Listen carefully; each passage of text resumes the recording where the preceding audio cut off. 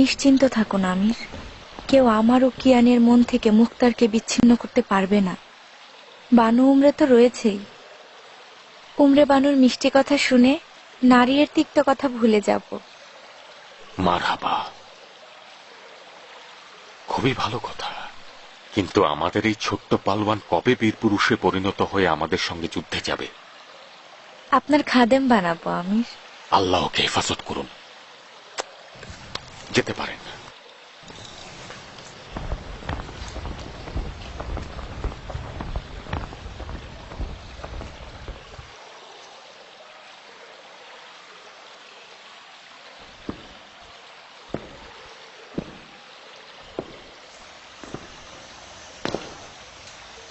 তুমি কি ভেতরে যেতে চাও না নারিয়ে? না মুক্তার, নারিয়ে রাজপ্রাসাদে মানানসই নয়, তাই চাইছিলাম না। আমিও আমার বাচ্চা কাচ্চাদের নিজের বাড়িতে নিয়ে যেতে চাই। তুমি কবেই আজব চরিত্র বর্জন করবে নারিয়ে? সম্ভব নয় মুক্তার, কেন পিড়াপিড়ি করছো? এই প্রাসাদ বানু উমরের জন্য, কারণ তার পিতা এই রাজপ্রাসাদের বাদশা ছিল। পাগল একটা! তোমার বিবেক বুদ্ধি থাকলে এই জায়গাকে নিজের বাড়ির মতো হুকুমত করতে পারো। উমরে বেচারে শুধু পথ চেনে। আমি তা চাই না মুক্তার। এক গাদা নারী ও বাচ্চা কাচ্চা সহ এক ছাদের নিচে বসবাস সম্ভব নয়। নিজের বাড়িতেই আমি শান্তিতে থাকবো। তোমার নিজের কোন বাড়ি?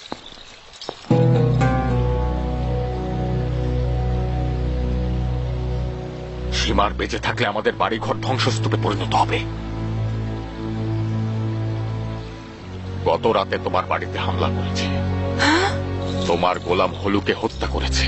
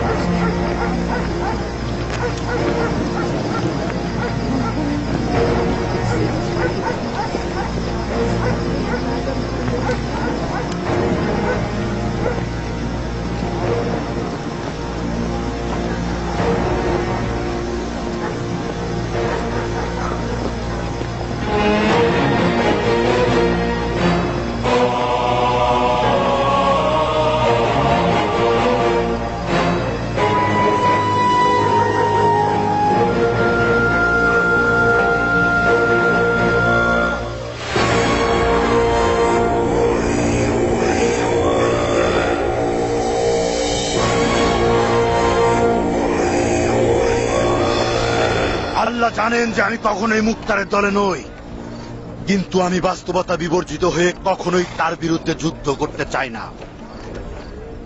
মুক্তার হিসাব কিতাব ছাড়া কোন রকম পদক্ষেপ নেয় না। আমার মনে হয় কিছু ঘটে যাওয়া তার একটা ফাঁদ হবে। কিসের ফাঁদ? মুশকিল এটাই, জানি না। সম্ভবত আপনার জানাশোনার মাধ্যমে ওর ধোঁকাবাজি বুঝতে পারবো। জনাব রুফায়ে, আমার জানা মতে আপনি তো দীর্ঘদিন মুক্তারের সাথে ছিলেন। অবশ্যই কোনো গোপন রহস্য আপনি জানেন। মুক্তার হুকুমতের গুরুত্বপূর্ণ ব্যক্তিদের পরিবার পরিজনকে রাজপ্রাসাদে নিয়ে গিয়েছে, হয়তো বিরোধী পক্ষের হামলা থেকে বাঁচার জন্য। তাহলে সে অবশ্যই জানতো যে হুকুমত হুমকির মুখে পড়বে। কেন কেন এত সব বিপদ সত্ত্বেও তার বিশাল সৈন্যবাহিনী মুসুলের দিকে পাঠিয়েছে জানি না। শায়ক, আস্থার পুত্র মুক্তারের মূল শক্তি সে এখন মসুলে চলে গিয়েছে। এখন মুক্তারের ডান ও বাম পাশে শুধু রয়েছে ইরানি কিয়ান আর বিন কামেল। সীমার, আমি জনাব রুফায়ের নিকট প্রশ্ন করেছি, তোমার থেকে কোনো উত্তর আশা করিনি। মুক্তার তোমার মতো লোকদের নিয়ে আশা ভরসা করেছে শায়ক। সে অবশ্যই জানে যে আমাদের মধ্যে এমন লোক রয়েছে যে বেশি সতর্ক এবং ভীত সন্ত্রস্ত থাকে। আমি দুশ্মনের পরবর্তী পদক্ষেপ কি এটা না জেনে তলোয়ার খাপ থেকে বের করব না, কিন্তু তোমাদের যেতে বাধা দেব না। সৈন্যদের পেছনে দাঁড়িয়ে থাকবো, দূর থেকে তোমাদের উৎসাহ দেব। যদি আমাদের সঙ্গে কাঁধ মিলিয়ে যুদ্ধ করতে শায়ক, মুক্তার তোমাকে ময়দানে দেখতে পেলে দুর্বল হয়ে পড়তো। না সীমার, ময়দানে যাওয়ার চেয়ে ফজরের নামাজ আদায়কে বেশি প্রাধান্য দেব। শুনলে তো জনাব রুফায়ে, তুমিও কি ময়দানে যাওয়ার চেয়ে ফজরের নামাজ আদায়কে বেশি প্রাধান্য দেবে? যারা এই যুদ্ধকে বেশি জরুরি মনে করো তারা বায়াত গ্রহণ করো।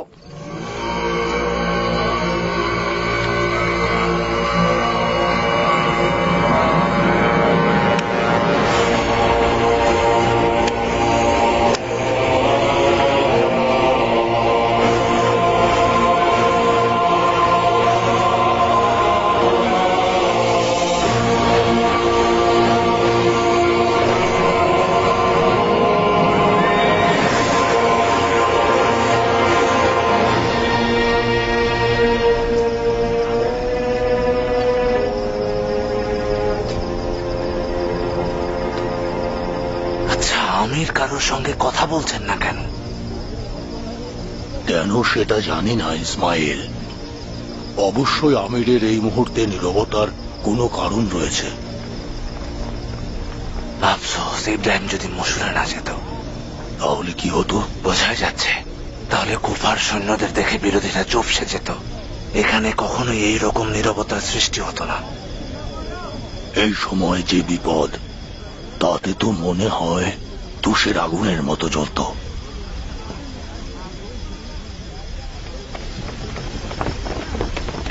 কোথায় যাচ্ছ কিয়ান? আমিরের নীরবতা আমাকে চিন্তায় ফেলে দিয়েছে, তাও আবার এই ভয়ঙ্কর রাতে। কি বুদ্ধি করছে যদি জানতে পারতাম। এমন ভাবে কথা বলছো যেন তুমি মুখতারকে নতুন করে চিনছো। তুমি বছরের পর বছর তার সঙ্গে ছিলে, তাকে তুমি ভালোভাবেই চেনো। আজ রাতে আমি মুখতারকে চিনতেই পারছি না, তাকেও না, তার ভবিষ্যৎকেও না। শাবাসের মতো লোকদের বাইয়াত যদি ও কবুল না করত। তুমিও রুফায়ে হয়ে গেলে নাকি কিয়ান? কথা ফিরিয়ে নাও। তুমি আবু ইসাকের সঙ্গে আমার সম্পর্কের গভীরতা জানো, জানো যে আমার মাথা দেব, কিন্তু বাইয়াত ভঙ্গ করব না। কিন্তু এইভাবে চোখ কান বন্ধ করে বসে থাকলে কি চলবে? তুমি আর আমি অপরিচিত নই। আমির ওদের সঙ্গে কি করবে তা আমি জানতে পারবো না কেন? তুমি বিরোধীদের সংখ্যা দেখেছ, তাদের সংখ্যা আমাদের চাইতে বহু গুণ বেশি।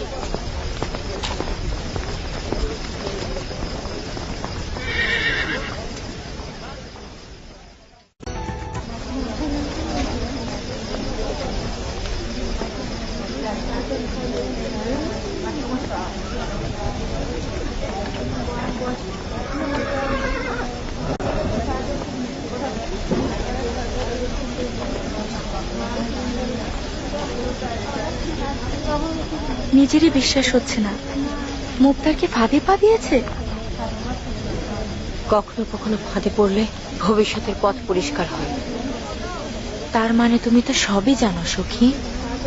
বিশ্বাস করো শিরিন, বেশি কিছু জানি না। তুমি যদি পানির নালা পার হতে চাও তাহলে প্রথমে পেছনে যেতে হয়, তারপরে লাফ দিতে হয়।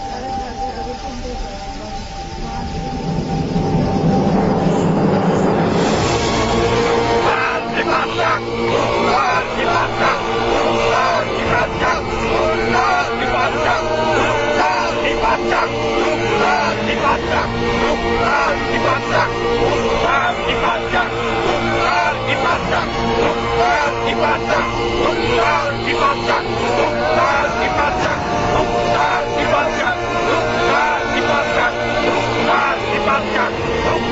Dipajak! Mukhtar Dipajak! Mukhtar Dipajak! Mukhtar Dipajak! Mukhtar Dipajak! Mukhtar Dipajak! Mukhtar Dipajak! Mukhtar Dipajak! Mukhtar Dipajak! Mukhtar Dipajak! Mukhtar Dipajak! Mukhtar Dipajak! Mukhtar Dipajak! Mukhtar Dipajak! Mukhtar Dipajak! Mukhtar Dipajak! Mukhtar Dipajak! দাঁড়িয়ে যান, আমাকে মরণ দাও। কি হলো আম্মা দাঁড়িয়ে? জান? আম্মা নাইলে জান, নাইলে বাচ্চাদের নিয়ে যাও, আমি দেখি কি করা যায়। দাঁড়িয়ে দাঁড়িয়ে খোদা তোমাকে ক্ষমা করবে না মুখতার, আমাদেরকে এখানে এনে জীবিত কবর দিতে চাইছো। হায় খোদা, এই দুর্ভাগ্য কপালে ছিল, ভাগ্যে কি দুর্ভোগটাই না রয়েছে। তুমি শান্ত হও নারিয়ে, কিছুই হয়নি। এই কথাগুলোই আমাকে বেশি ভয় দেখাচ্ছে। কিছুই হয়নি। দুশ্মন এসে আমাদের মাথা কেটে ফেললে তারপর তোমরা বিশ্বাস করবে? দরজার সামনে পঙ্গপালের মতো সৈন্য দেখোনি? যেভাবে ক্ষোভ দেখাচ্ছিল, মনে হচ্ছে আমাদের দাফন না করে এরা থামবে না। নারিয়ে, আমরা কি বাচ্চা যে দুশ্মনদের দেখতে পেয়ে ভয় পেয়ে পালিয়ে যাব? তুমি তো দেখছি বাচ্চাদের চেয়ে কোনো অংশে কম নও। আমার মন ছাগলে, আমি ইঁদুর। আমি তোমার মতো বৈরাগী নই, বুঝলে? আমি এখনো দুনিয়ার মায়া ছাড়িনি। হলো, আমি এই জাহান্নামে কোনোভাবেই থাকতে চাই না। এটা কি অন্যায়? নারিয়ে, মুক্তারের পিছু হটে আসা একটা ফাঁদ, একটা যুদ্ধের সম্ভাবনা, কারবালা দুশ্মনদের জন্য একটা বাহানা তৈরি করে হুসেনের রক্তের প্রতিশোধ নেওয়া। একটু অপেক্ষা করো, সবকিছু ঠিক হয়ে যাবে। দেখো, গাছে কাঁঠাল গোফে তেল, এতই কি সহজ? মুক্তার তোমাদের মাথা খেয়ে ফেলেছে। আমি ওকে ভালোই চিনি। পেটের মধ্যে একটা সত্যও নেই। ও নিজের অহংকারের জন্য আমাদেরকে উৎসর্গ করে দিতে চাইছে। ওমরে, ওর হুঁশ ফেরালে কেন? এই বাজে কথা শুনে মেজাজটাই বিগড়ে গেল। উঠে সব গোছগাছ করে নাও। এত নির্বোধ নারী আমি কখনো দেখিনি। শিশুদের চেয়ে অবুঝ হয়ে গিয়েছে। আপনার তো আয়ুব নবীর মতো ধৈর্য আম্মাজান। ধৈর্য শেষ হয়ে গেল। আমার দোষ, আমি প্রতিক্রিয়া দেখাচ্ছি। সবাই ভয় পেয়েছে, কিন্তু লজ্জায় কিছু বলতে পারছেন না।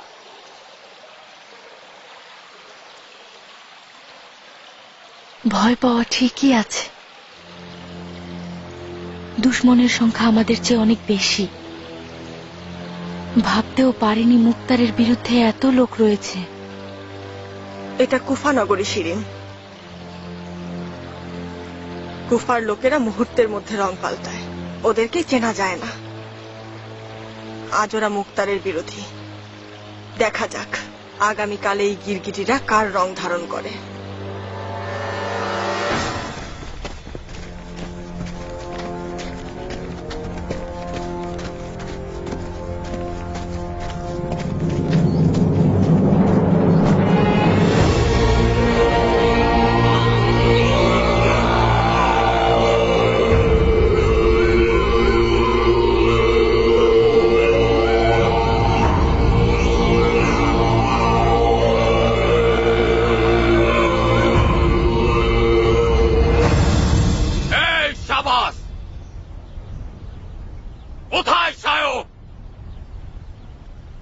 নিজের চেহারা দেখাও। আমরা চুক্তিবদ্ধ ছিলাম। এখানে শাবাসের কোনো কাজ নেই। সে ইচ্ছাকৃতভাবেই এখানে আসেনি, ইবাদত বন্দেগীতে মশগুল আছে। কোনো কথা থাকলে আমার সঙ্গে বল। আমি তোর মতো হারামজাদার সঙ্গে কখনোই কথা বলবো না। তুই এমন এক কুকুর যার নিঃশ্বাস পর্যন্ত না পাক। তোকে কুকুরের সঙ্গে তুলনা করলে কুকুরেরাও লজ্জা পায়। শুনলে তো ভাইয়েরা, বেয়াদব সাকাফির অহংকারী কথা শুনলে তো এই বেয়াদব সীমা ছাড়িয়ে যাচ্ছে। ওকে হত্যা করা আমাদের ফরজ। ওর মুখ দিয়ে শুধু দুর্গন্ধ ছড়াচ্ছে। খোদার কসম, ওর রক্ত না ঝরালে ও তোমাদের রক্তে গোসল করবে, ছাড় দেবে না। আইয়ুহান নাস, খুব দ্রুত বুঝতে পারবে কোনটি ঠিক আর কোনটি ভুল। তোমরা জানোয়ারের কাছ থেকে ধোঁকা খেয়েছো, যে জানোয়ার ইমাম হোসেনকে টুকরো টুকরো করেছে। এখনো সময় আছে, নিজেদের বাড়িতে ফিরে যাও। এই জানোয়ারের সঙ্গে পাপের ভাগীদার হয়েও না, বিনা কারণে রক্ত ঝরিও না। তোমাদের আল্লাহ রাসূলের কসম, খুব শীঘ্রই কারবালার খুনিদের পাপের জন্য ওদের সকলের ওপরে গজব নাজিল হবে।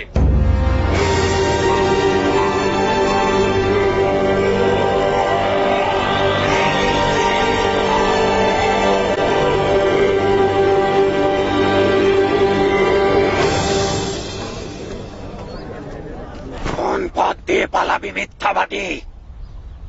ফাঁদে পড়া শেয়াল লেজ গুটিয়ে পালায়। আজ কোনটা সত্য কোনটা মিথ্যা তলোয়ার দিয়ে নির্ধারণ করব। এই বর্ষা ফলকের ছায়া অর্ধেক হওয়া পর্যন্ত সময় বেঁধে দিলাম, এর মধ্যেই আত্মসমর্পণ করবি। তা না হলে তোর এই রাজপ্রাসাদ আগুনের গোলামের গোরস্থান বানাবো। শুনে রাখ, সীমার যা বলে বাস্তবে তা করে দেখায়।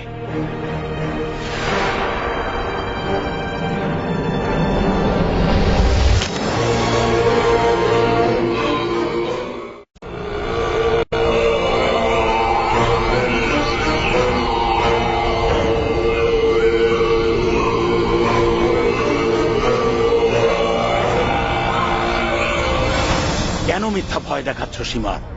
আমাদের কাছে তো কামান নেই। আমি মিথ্যা বলিনি বিন শেহাব। ফলকের ছায়া অর্ধেক হতে হতে আমাদের কামান চলে আসবে।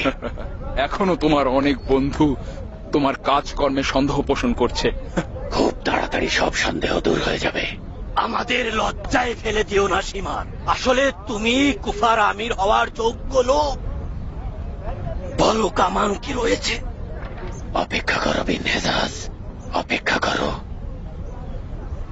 আব্দুল্লাহ, বিশ্বাস হচ্ছে? কি বিশ্বাস করবো কিয়ান? শোনোনি, বেঈমানটা কামানের কথা বলল। এই বেঈমানের বিশ্বাস নেই। হয়তো গত রাতে কুফার কামার ও মিস্ত্রিদের এক করে তাদের কামান বানাতে বাধ্য করেছে। মনে হচ্ছে আমাদের উদ্দেশ্য এখানেই দাফন।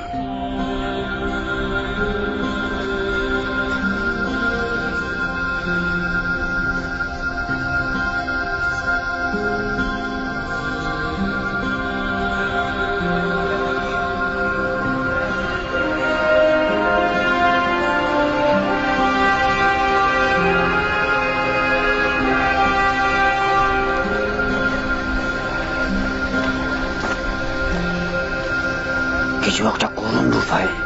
কতক্ষণ পর্যন্ত এইভাবে দাঁড়িয়ে থাকবো? কতক্ষণ পর্যন্ত যুদ্ধের অপেক্ষা করব? যেমন কি করা উচিত? কে জানে কি করা উচিত? হইচই, ঝগড়া, বিদ্রোহ, নড়াচড়া। আমাদের সিপাহীরা আর কতক্ষণ সীমারের অধীনে থাকবে? কি আর বলবো, কেউ কেউ শুধু যুদ্ধের পরিবর্তে কোমর দোলাতে পছন্দ করে, আর কেউ শুধু তলোয়ার ঘোরাতেই পছন্দ করে। বুঝতে পারছি না সীমার কি অশুভ কাজ করার পরিকল্পনা করছে। এটা কি ধরনের কৌশল?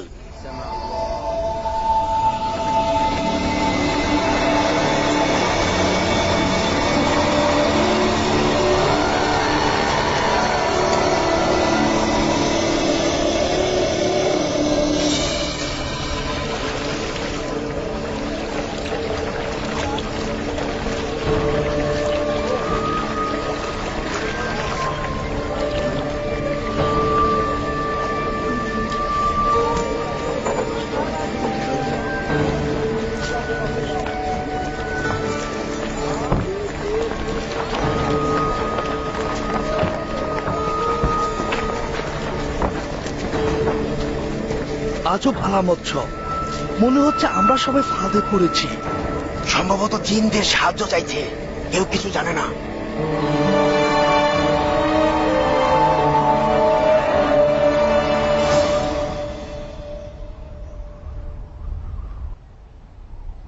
কামান!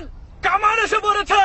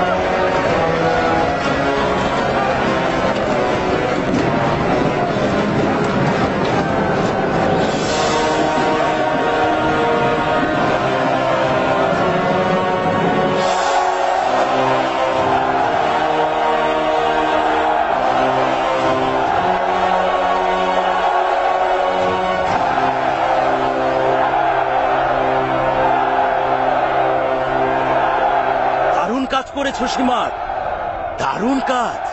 মুক্তারের কুলখানির দোয়া পাঠ করেছি। আজ থেকে আপনার পূর্বে যেন আমি এই অধমের মরণ হয়ে যায়। আপনার জন্য আমি প্রাণ উৎসর্গ করে দেব জনাব সীমার।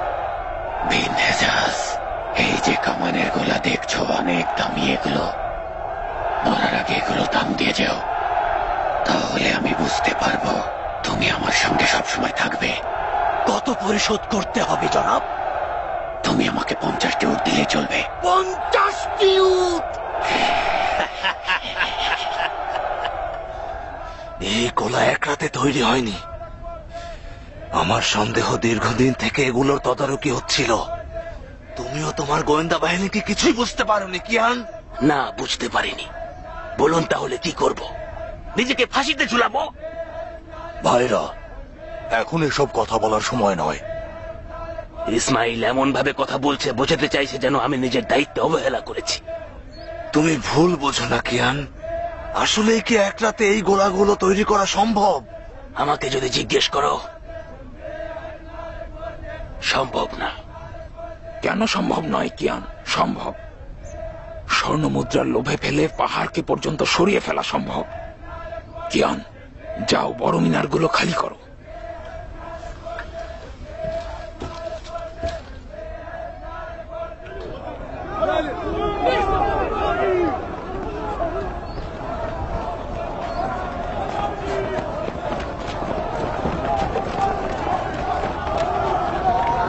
কামানের এই গোলার ওজন কম করে হলেও 10 মণ হবে। 10 মণ ওজনের গোলা মানে ভূমিকম্প। জিনটা কবর দিয়ে দেবে, ছিন্ন বিচ্ছিন্ন হয়ে যাব। কামানের গোলা নিয়ে কিছু ভাবছেন না? কোনো সমাধান খুঁজে পেয়েছো? রশির জাল তৈরি করে মাঝখানে কাঠ বেঁধে দেব। তারপর কামানের গোলা আসার পথে ওই জালগুলো টাঙিয়ে রেখে দেব, যার ফলে ওদের আঘাত দুর্বল হয়ে যাবে।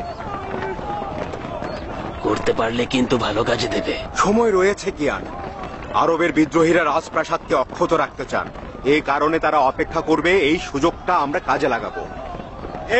ক্লাদিসিয়ার উত্তরাধিকারীগণ, ওহে বিজয়ী বীর পুরুষগণ, আপনাদের ধমনীতে আরবের রক্ত বহমান, যে রক্ত অনেক বেশি মূল্যবান। অভিজাত আরবদের বিরুদ্ধে অনারবদের তলোয়ার চালানোর অর্থ হচ্ছে ভয়ঙ্কর বিপজ্জনক এক খেলায় মেতে ওঠা। ওরা আপনাদের সবার গোলাম, ওরা মিথ্যাবাদী। আপনাদের বিরুদ্ধে মুখতার সাকাফি এই গোলামদের লেলিয়ে দিয়েছে। ওই দাসগণ আপনাদের বিরুদ্ধে বীরত্ব দেখিয়ে চলছে। অতএব উচিত হচ্ছে এই গোলামদের বিরুদ্ধে জেগে উঠুন। যে কোনো মূল্যে এখন আরব বীরদের উচিত এই লজ্জা মুছে ফেলা। নিঃসন্দেহে আল্লাহ এবং নবী রাসূল সঙ্গে রয়েছেন।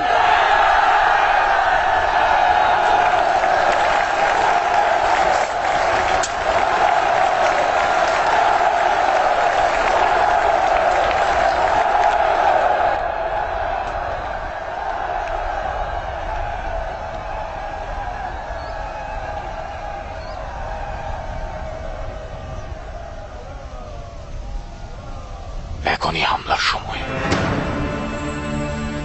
কিয়ান,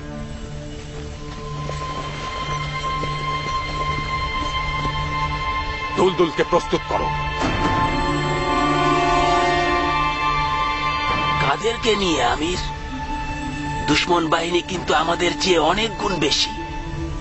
নতুন করে আবার আমাদেরকে মারার জন্য কামান নিয়ে এসেছে। উপায় কি বলো কিয়ান? খুব জলদি আমাদের কামানের গোলার আঘাত সইতে হবে।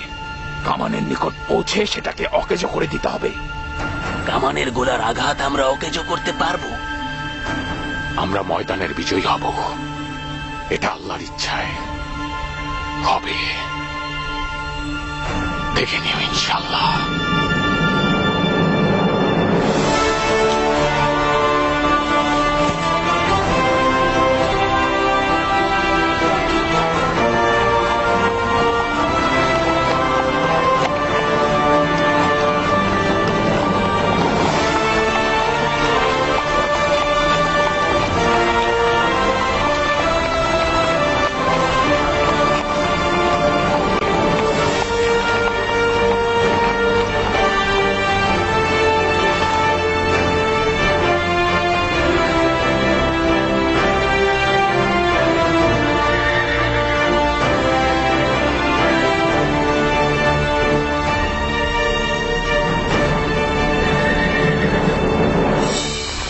দরজা খুলে দাও।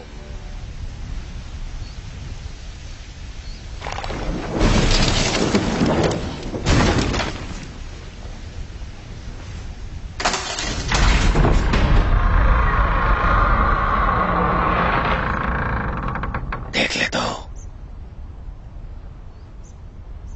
এইসব যখনই বিপদ দেখে গর্ত থেকে বের হয়ে যায় আর নিজেকে রক্ষা করতে চায়। আমি ইবনে জিয়াদ বিন ইয়াজিদ নই। হাজতেও বলবো না যাতে খলিফা ওমর পুত্রের ওসিয়তের কোনো সুযোগ না থাকে। খোদার কসম, আত্মসমর্পণের সঙ্গে সঙ্গে গর্দান ছিন্ন করব।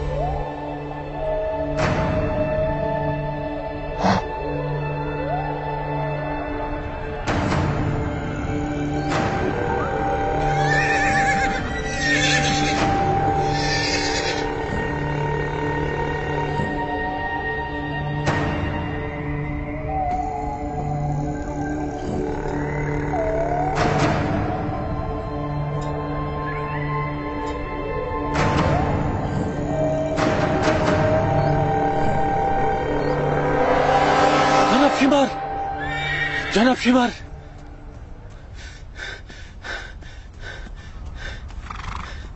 জনাব শিমার, জনাব শিমার, আস্তার পুত্র আমাদের ঘিরে ফেলেছে।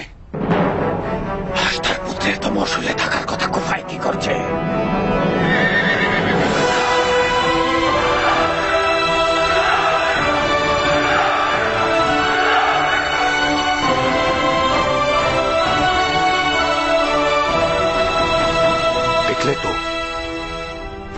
দেখলে তো তোমরা একা নও, আল্লাহর রহমতে সাহায্য পৌঁছেছে।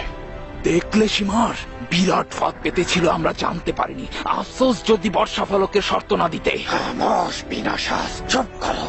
নিজে যা ইচ্ছা বলবে না। আমাদের পেছানো উচিত, যুদ্ধকে নদীপথ ময়দানের দিকে ছড়িয়ে দেওয়া উচিত। ইয়ার বিন কামেল, সর্বশক্তি দিয়ে দুশ্মনের উপরে হামলা করব। ইমাম হুসাইনের হত্যাকারীদের প্রতি কোনো ক্ষমা নয়।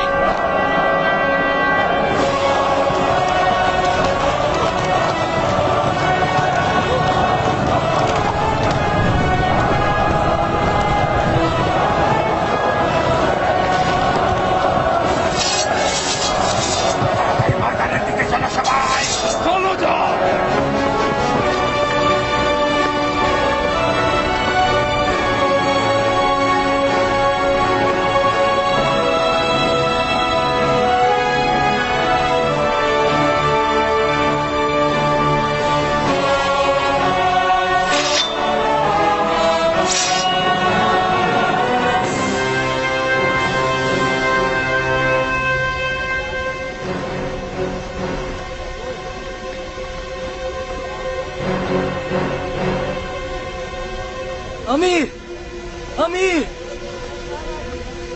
আমির, জরুরি বার্তা আমির। যদি মুক্তারের কোনো সুখবরের কথা বলিস, তোর জিপ টেনে ছিঁড়ে ফেলবো। গোস্তাকি মাফ করবেন, মুক্তার সবাইকে ধোকা দিয়েছে। দুর্গ থেকে জিন বাহিনী বের হয়নি তো? জিনেরা সীমার বিন জিল জুসানকে 2 টুকরো করে ফেলেনি তো?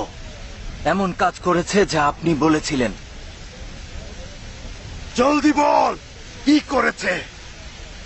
আস্তার পুত্র মসুল যায়নি আমির। সে মাদায়েন শহরের সাবাত এলাকায় ঘাঁটি গেড়েছিল। মুক্তারের ইশারায় আবার কুফায় ফিরে এসেছে। এখন তার সৈন্যবাহিনী আমাদের চারদিকে ঘেরাও করে ফেলেছে।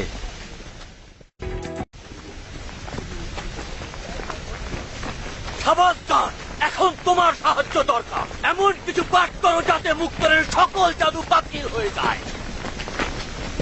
কোথায় যাচ্ছ শাবাস? পরিস্থিতি ভয়ানক। তুমি পিছু না হটলে মুক্তারের বিরুদ্ধে জয়ী হতে পারবো।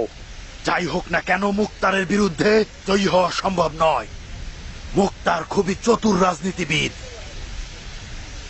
সীমার কোনো পরিকল্পনা ছাড়াই তার বিরুদ্ধে যুদ্ধ ঘোষণা করেছে। আমরা জয় থেকে মাত্র 1 কদম দূরে ছিলাম। আফসোস যদি সীমার ওই শর্ত না দিত। গাধার বাচ্চার শিং ও লেজ থাকে না বিনা আশ্বাস। মুক্তার কুফায় আমাদের অশান্তিতে রাখার একটা সুযোগ করে নিল। তোমাদের বিদ্রোহের কারণে এটা হয়েছে। আমার পরামর্শ, তল্পিতল্পা গুছিয়ে যত দ্রুত সম্ভব কুফা ত্যাগ করে বর্ষার দিকে রওনা হও।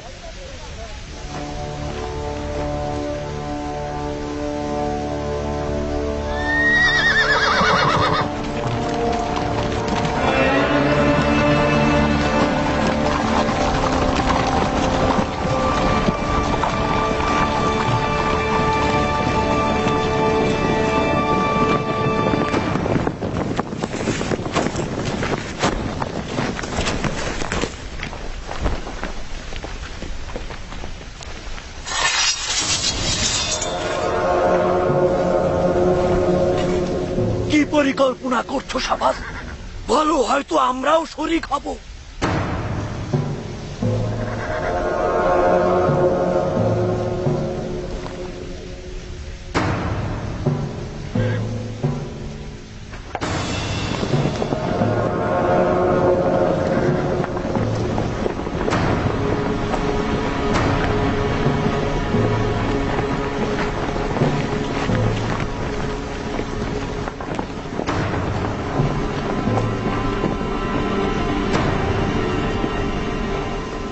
সোয়েব, শাবাস যেন পালাতে না পারে।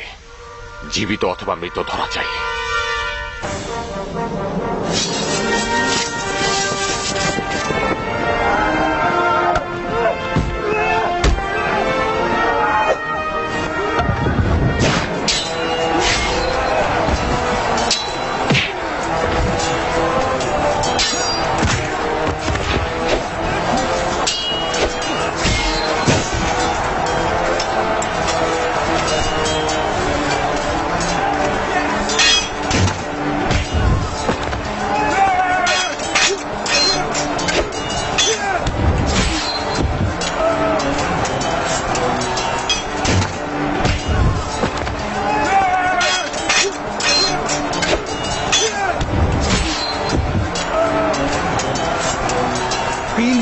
কোথায়? সম্ভবত শাবাসের সাথে নিজের লেজ পেতে পালিয়েছে।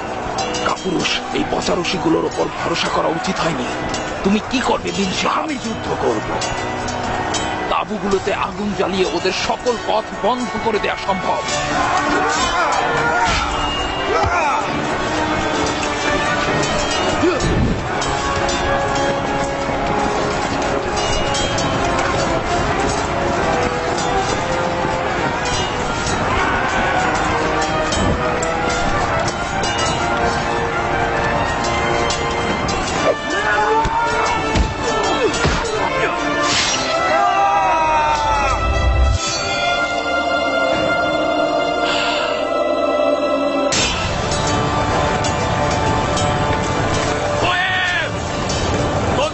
রাস্তা বন্ধ করে দিতে হবে। কি করতে চাইছেন আমি? সময় নষ্ট করা উচিত হবে না সোয়েব। আগুন জ্বালিয়ে নিজেদের পালানোর পথ তৈরি করেছে। জলদি যাও।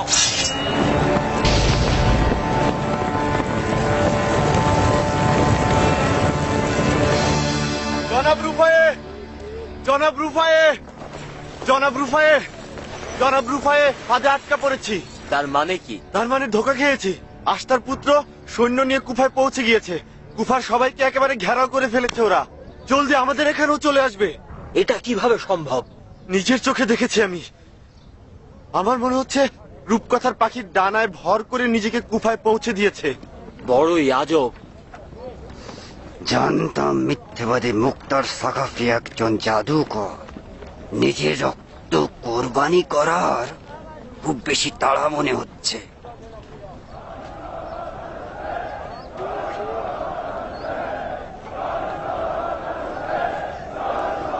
এই সব জিকিরকারীদের দাঁত ভাঙা জবাব দেওয়া হবে।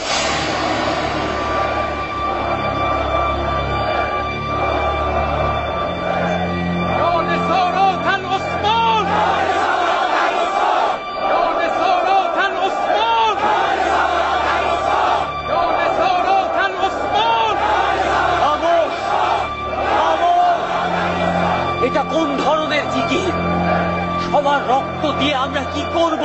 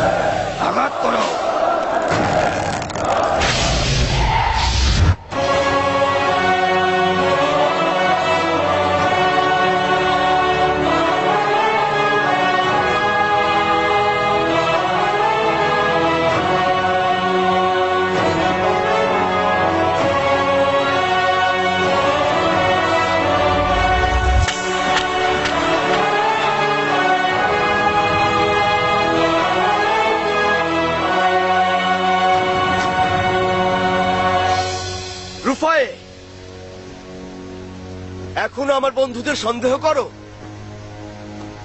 চোখ খুলে দেখো, হুসাইনের প্রতিশোধ গ্রহণকারীরা হুসাইনের খুনিদের সঙ্গে কাঁধ মিলিয়েছে।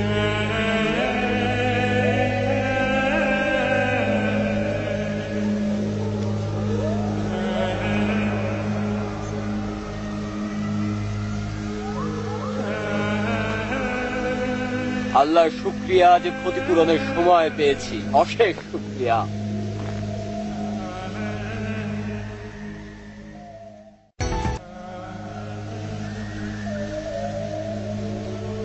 আমি রুফায় ইবনে শাদ্দাদ, ইমাম হুসাইনের অনুসারী, তার খুনের বদলা নিতে চাই। হুসাইন! হে বিন সাজ্জাদ, আস্তার পুত্রের তলোয়ার তোমাকে ভীত করেছে, আমাদের ত্যাগ করতে চাও? আল্লাহর কসম, এখনো কোনো তলোয়ার আমাকে ভয় দেখাতে পারেনি। এই যুদ্ধ ভুল, আমরা ভুল পথে রয়েছি। মুক্তার সম্পর্কে ভুল ধারণা করেছি। এখন বুঝতে পেরেছি মুক্তার সাকাফি সঠিক পথেই ছিল। যেহেতু সঠিক পথ চিনেছি, গোমরাহ হয়ে মরা উচিত হবে না। আমরা তোমার অধীনে ছিলাম, তোমার ফরমান শুনে যুদ্ধে এসেছি। আমাদের গোমরা করার মাসুল তোমাকে গুনতে হবে।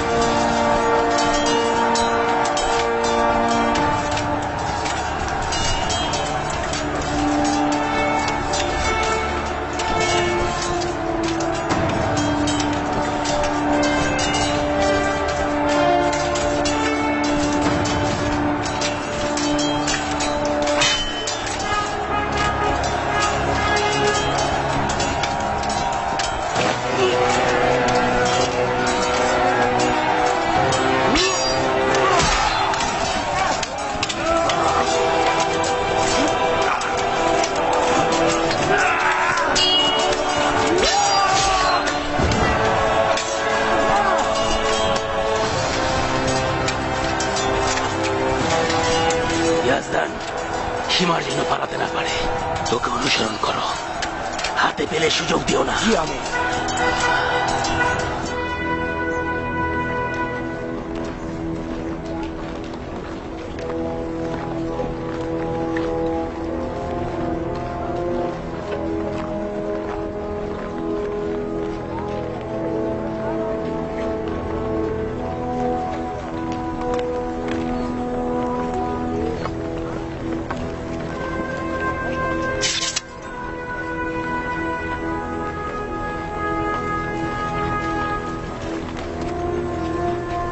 পালিয়ে গিয়েছে।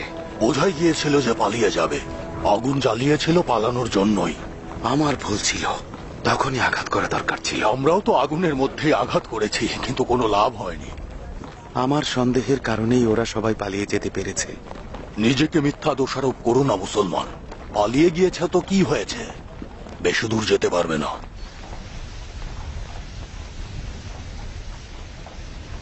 তাজা কোনো খবর আছে ওমরে? হ্যাঁ, বিদ্রোহীরা সব পালিয়ে যাচ্ছে। কুফায় মুক্তারের সৈন্যরা নিয়ন্ত্রণ নিয়ে নিয়েছে। আল্লাহর শুক্রিয়া। জানতাম আল্লাহর রহমতে মুক্তার জয়লাভ করতে পারবে। শুনেছ নারিয়ে, তারপরও মুক্তারের বিষয়ে সন্দেহ পোষণ করবে?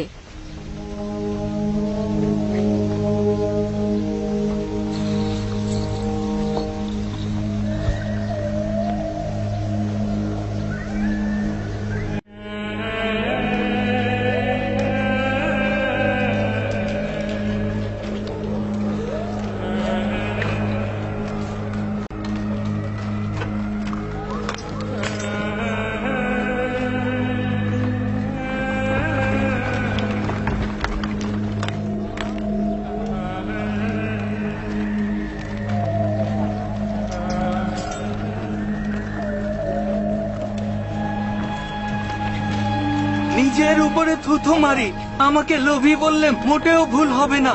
তুই শিয়াল হয়ে সিংহের খাঁচায় হানা দিয়েছিস। মুক্তারের সঙ্গে লড়াইয়ের কি দরকার ছিল? সীমার তোর উপরে খোদার অভিশাপ করুক, কেন তোর কথা শুনলাম?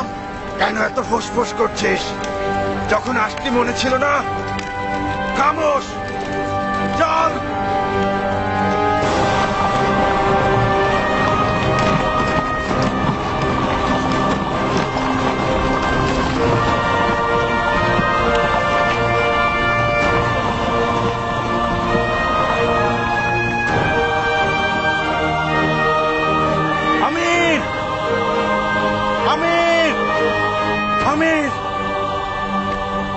কিছু বলতে চাই আমির। বলো বীরপুরুষ। আমার নাম দিরহাম, বনি নাহাদাম গোত্রের লোক। আমরা আপনার জন্য উৎসর্গ আমির। কেন আপনার বন্ধুদের কেউ কেউ আমাদের তুচ্ছ তাচ্ছিল্য করছে? আমরা বিশ্বাস করি আমির মুক্তারের কাছে সবাই সমান। আরব হোক আর অনারব হোক, তার কাছে কোনো পার্থক্য নেই। আপনার বন্ধুদের কেউ কেউ আপনার ওয়াদার বরখেলাপ করে আরো অনারব দ্বন্দ্ব সৃষ্টি করে আপনার সুনাম নষ্ট করতে চাইছে। ওয়াদা ভঙ্গকারীদের শাস্তি আইন মোতাবেক হবে। প্রমাণ করতে হবে সে কি অপরাধ করেছে। কি হয়েছে? আমি নিজের চোখে দেখেছি। ইবনে সুরাইদ নাহাদি তার নিজের গোত্রের কিছু বিদ্রোহীকে মুক্তি দিয়েছে। আমি যাদের ভালো করে চিনি, তাদের সকলে কারবালার ময়দানে ইমাম হুসাইনের বিরুদ্ধে যুদ্ধে গিয়েছিল। আমি প্রতিবাদ করতে চেয়েছিলাম। ইবনে সুরাই আমাকে গোলামের বাচ্চা বলে ধাক্কা দিয়ে সরিয়ে দিয়েছে। তাই আপনাকে এসব বলতে এসেছি।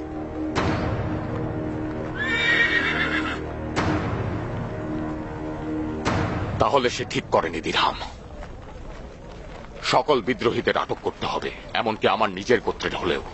আদালতে তার বিচার হবে, তুমি তা ভালো করেই জানো। সোয়েব। জি আমির। জলদি ইবনে সুরাইহের নিকট যাবে এবং বলবে যাদের মুক্তি দিচ্ছে তাদেরকে ছেড়ে না দিয়ে যেন আমার নিকট নিয়ে আসে। বুঝেছ কি বলেছি? জি আমির। এসো দিরহাম।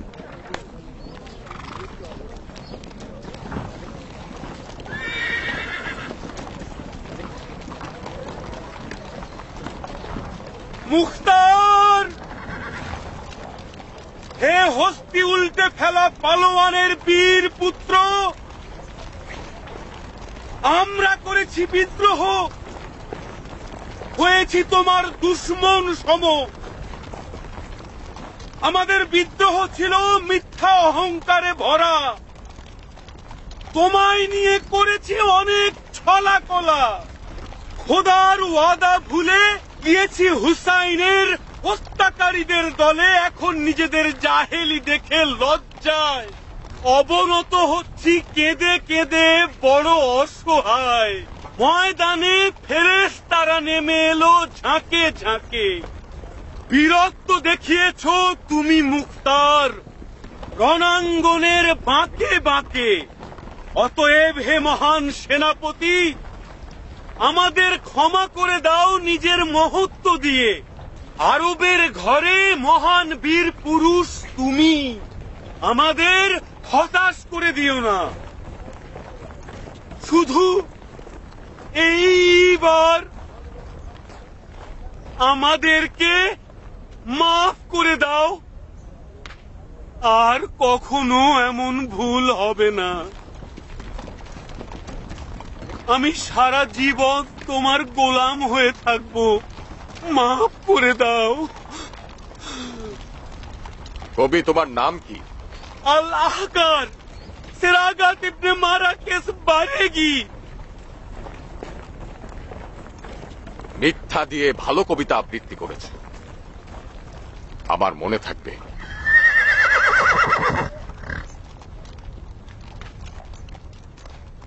দুঃখিত আমির, এদেরকে নিয়ে এখন কি করব? তুমি প্রধান কারারক্ষী, আমাকে জিজ্ঞেস করছো? একদম জায়গা নেই আমি। এই সব বন্দীদের সংখ্যা সত্যি অনেক বেশি। এত বন্দী সৈন্যদের আমি কোথায় জায়গা দেব আমির? এটা তোমার সমস্যা প্রধান কারারক্ষী। এটা আপনারও সমস্যা আমির। আগামীকাল থেকে এই জনগণ হুকুমতের বোঝা হবে।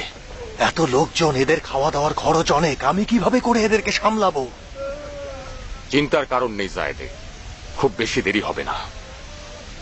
খুব শীঘ্রই কারবালার ময়দানে কার কি ভূমিকা ছিল এটার উপরে ভিত্তি করে বিচার হবে, কিসাস করা হবে, অবশিষ্টদের আজাদ করে দেওয়া হবে। একটা মশালা ছিল আমির।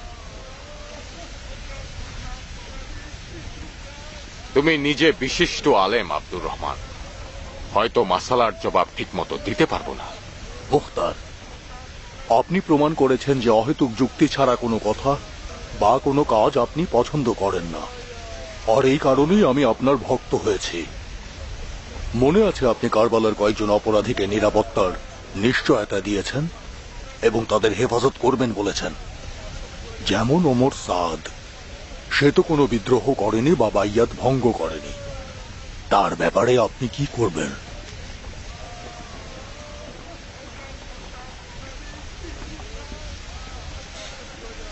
খুব বেশি দেরি নেই আব্দুর রহমান।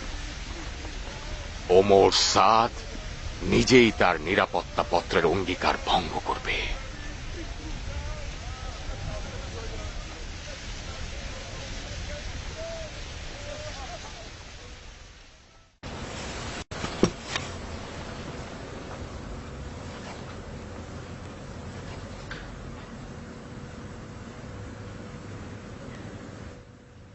খাও।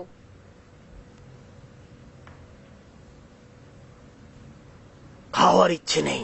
ইচ্ছে নেই নাকি বিশ্বাস করছো না? ইঁদুরের মৃত্যু হয় না। এখন নিশ্চিন্তে খাও, মরবে না, পেটও ভরবে। কেন অযথা বকবক করছো? খাওয়ার ইচ্ছেও নেই, এখন খাওয়ার সময়ও নয়। যাও, আমাকে আমার মতো থাকতে দাও। নিজের মতো থেকে এই বাড়ি ধ্বংস করার পরিকল্পনা করছো না তো? বাড়ি ধ্বংস হয়ে গিয়েছে, তুমি দেখতে পাও না? আমি অন্ধ, বধির, গাধা? তোমার তো চোখ কান বুদ্ধি রয়েছে, আমাকে বোঝাও। আমি নিজের বাড়িতেই বন্দী, অবলা নারী। বাইরে বের হলে মুখতারের নিকট খবর পৌঁছে যাবে। এটা কম শাস্তি? এই বাড়িকে কি গোরস্থান বানাবো? তার জন্য তুমি নিজেই দায়ী। আমি দায়ী নাকি তুমি? মুখতারের নিকট গিয়ে হাত পা ধরে আমার মান সম্মান সব ধুলোয় মিশিয়ে দিয়েছো, আর তার বিনিময়ে তুমি নিরাপত্তার জামানত নিয়ে এসেছো। ও, তাহলে এই মরদের আসল মাথা ব্যথা মুখতারের কাছ থেকে নিরাপত্তা জামানত করা? তোমার মান সম্মান সব গোল্লাই চলে গেল। যখন পুরুষের আত্ম অহংকারে বাধা দেওয়া হয়, সে প্রতিহিংসার আগুনে পুড়ে মরে। বুঝতে পেরেছি। যেদিন কুফার নারীরা তোমার গায়ে পাথর নিক্ষেপ করেছিল, কতবার অনুরোধ করেছিলাম ওমর, চলো কুফা থেকে চলে যাই। তোমার আত্মহংকার থাকলে সেদিনই কুফাকে চিরবিদায় জানিয়ে দিতে। তাহলেই ভালো করে বুঝতে পারছো যে আমার অহংকার টুকরো হয়ে গিয়েছে।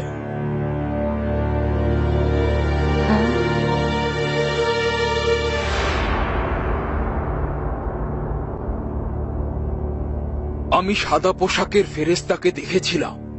সেই ফেরেশতা নিশ্চয়ই আল্লাহর দূত, যিনি আসমান থেকে দুনিয়াতে নেমে এলেন, শয়তানের সিংহাসনকে ভেঙে চুরমার করে দিলেন। এইসব আজগুবি গল্প কি মুক্তারের বানানো? কুফার অলি গলি সব জায়গায় বাজারি কবির ফালতু কবিতায় সয়লাভ। শুনেছি মুক্তার কবিকে পুরস্কার দিয়েছে। এই মিথ্যাবাদী মনে হচ্ছে নবী হওয়ার দাবিও করবে। যদি বর্ষা ফলকের ছায়া দিয়ে শর্ত না দিতাম। এসব কথা বলে নিজেদের আফসোস বাড়িও না সীমার। রাগে ক্রোধে মরে যেতে ইচ্ছে করছে আমার। আসলেই কি জানতে না মুক্তারকে শর্ত দেয়া বড় ধরনের ভুল হচ্ছে? কি হয়েছে হেকিম? এই বানিয়ে দাঁড়াতে পারবো নাকি ইবনে জিয়াদের মতো সারা জীবন পঙ্গু হয়ে থাকবো? নিজেই দেখতে পারেন, এই জখম অনেকটাই ভালো হওয়ার পথে। এখন ঔষধ দিয়ে দিচ্ছে, শুধু আঁচড় রয়ে গিয়েছে। আসলেই ভয় পাবেন না, চোখ খুলে এই অধমের কৃতিত্ব পরখ করুন, অবাক হবেন।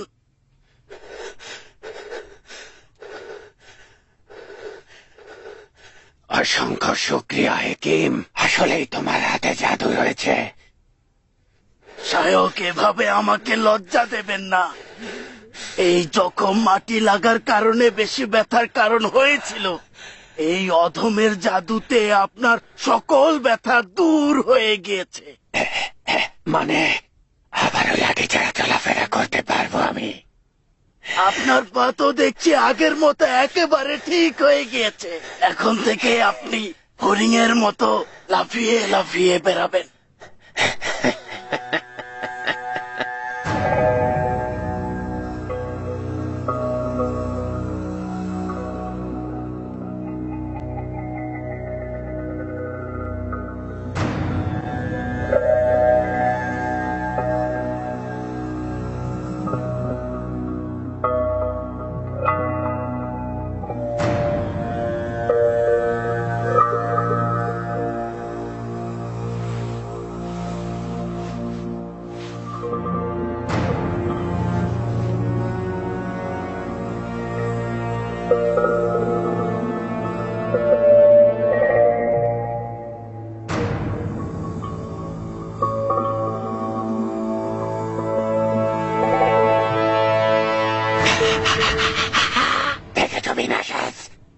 ইরানের তীর থেকে আমি বেঁচে গেলাম।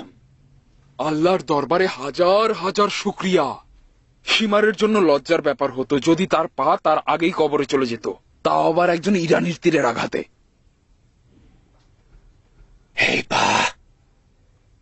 এই পা দিয়ে ইরানি কিয়ানের বুকে আঘাত করতে না পারলে নিজেকেও ক্ষমা করব না। কিয়ানের বিরুদ্ধে প্রতিশোধ নেয়ার মতো যথেষ্ট সময় আছে সীমার।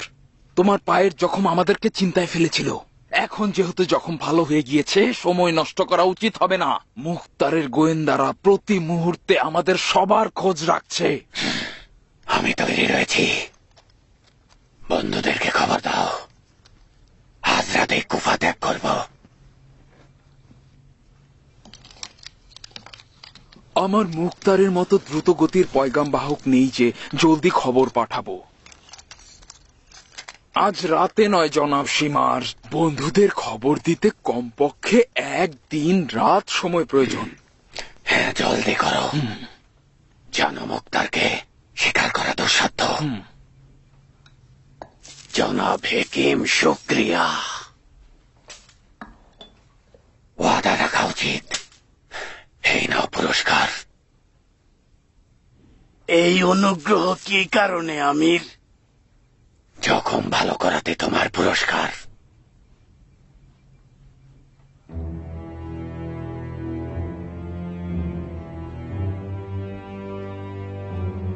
তাহলে এই যে জীবনের মায়া ত্যাগ করে আসলাম,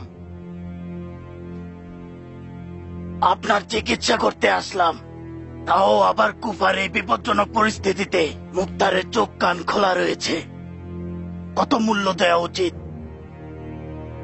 আবার নতুন করে একটা বিপদ রয়েছে, আপনারা কুফা থেকে চলে যাবেন, আমি এখানে থাকলে হর হামেশা হুমকির মুখে থাকবো। কারণ মুক্তার যদি বুঝে ফেলেছে হুসাইনের হত্যাকারী আমার হাতে ভালো হয়েছে, প্রথমে আমার হাত কাটবে এবং পরে আমার কান ও মাথা কেটে ফেলবে। হাকিম ঠিকই বলেছেন শায়ক, তার কাজ মূল্য দিয়ে পরিশোধ করা যাবে না। যাই দেয়া হোক তারপরও ঋণ শোধ হবে না। হেকিম জান, তুমি আমাকে নতুন জীবন দিয়েছ। এই খেদমত ছোট নয়। আমি এত ছোট লোক নই যে তোমার কাজের সম্মান দেব না, বুঝলে? তুমি তো আমার চিকিৎসার বিনিময়ে আমার জীবন নিতে চাইছো না, তাই না? আপনি কি যে বলেন শায়ক, আপনার জীবন নেয়ার ইচ্ছা থাকলে তো চিকিৎসাই করতাম না। কি পুরস্কার চাও? আপনার নামের মর্যাদা অনুযায়ী হলেই হবে। আপনি নিজেই নির্ধারণ করুন। এই বাড়ির ভেতরের দিকে কুয়ার মধ্যে এত স্বর্ণ রয়েছে, মুক্তারের বিরুদ্ধে একটা সৈন্যবাহিনী তৈরি করে ফেলতে পারবে। এসো হেকিম, এসো প্রিয় হেকিম, এসো। কি দুর্গন্ধ! সম্ভবত ইঁদুর মরা গন্ধ ফাঁদে পড়েছে মনে হয়। এই কুয়া স্বর্ণমুদ্রা চুরি করতে আসা ইঁদুরদের আখড়া। দেখো দেখো হেকিম, তোমার পুরস্কার। এই সেই স্বর্ণ ভান্ডার। যত ইচ্ছে স্বর্ণ মুদ্রা এখান থেকে বের করে নিয়ে যাও।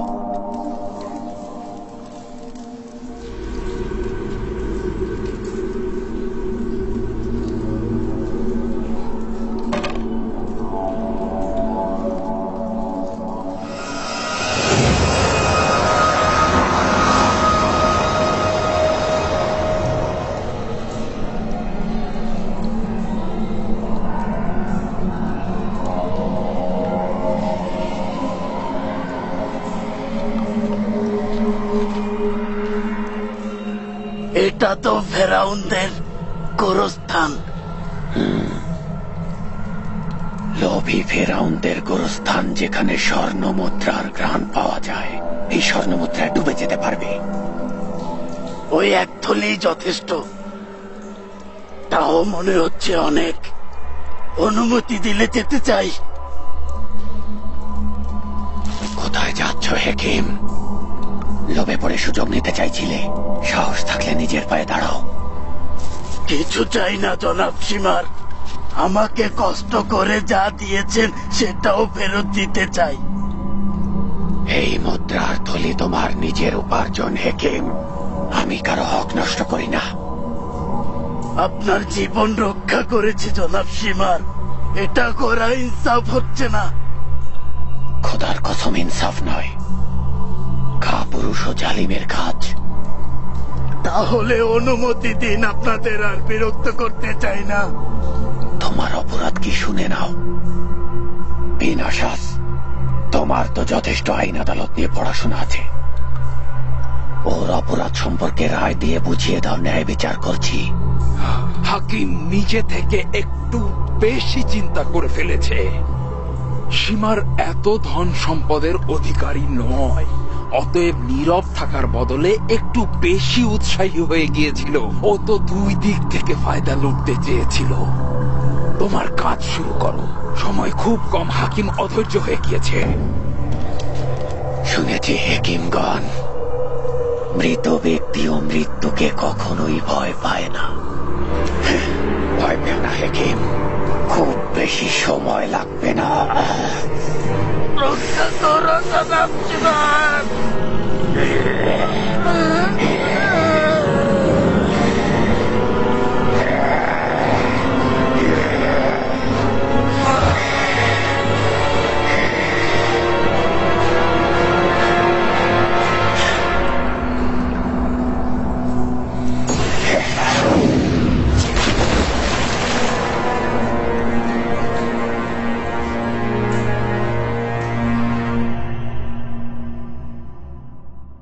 এখন কুফা থেকে বের হওয়ার নিরাপদ পথ হচ্ছে মূল ফটক। মূল ফটক কোন দিকে? মূল ফটক অসম্ভব সীমার। গোয়েন্দা বাহিনী ছাড়াও মূল ফটকে সাধারণ লেবাসে গুপ্তচর রয়েছে। আমরা নিশ্চিত বিপদে পড়ব। কেন সুরেজারের পথে যাচ্ছি না? কুফার নদী ও বুনো পথে কিয়ানের মতো মাকড়সারা লুকিয়ে রয়েছে, শিকারের আশায় লালা ঝরাচ্ছে। আমি কুফার নদী ও ঘন বুনো পথ হাতের তালুর মতোই চিনি। আমি এমন পথ চিনি যা জিন পরিও চেনে না। মুক্তারের লোকজনও একই দাবি করে। তারা চিন্তা করছে যে আমরা কোনো গোপন পথে পালাবো। দুশ্মনের অনুমানের বিপরীত কাজ করতে হবে। মূল ফটক দিয়ে পালিয়ে গেলেই বরং কম সন্দেহ করবে।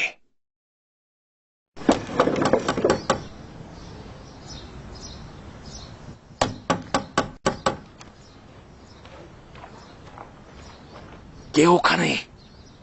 আজরাইল, তোমার মোটা মাথা হাড়িতে সিদ্ধ করতে এসেছি, যেটা আমির মুখতারের চেহলামের জন্য রান্না করব।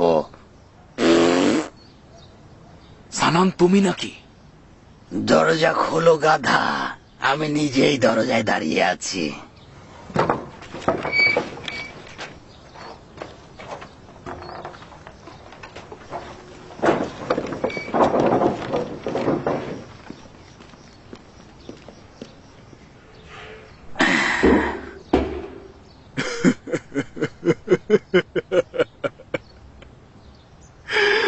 এ কি অবস্থা?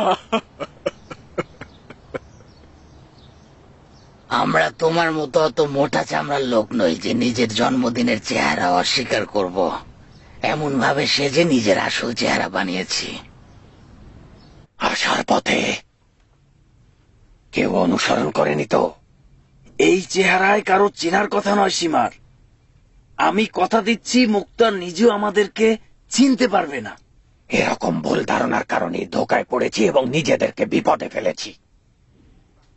মুক্তারের বিষয়ে কোনো অনুমান করা ভুল হবে, হয়তো শিকার করতে আবাবিল পাখি পাঠাবে।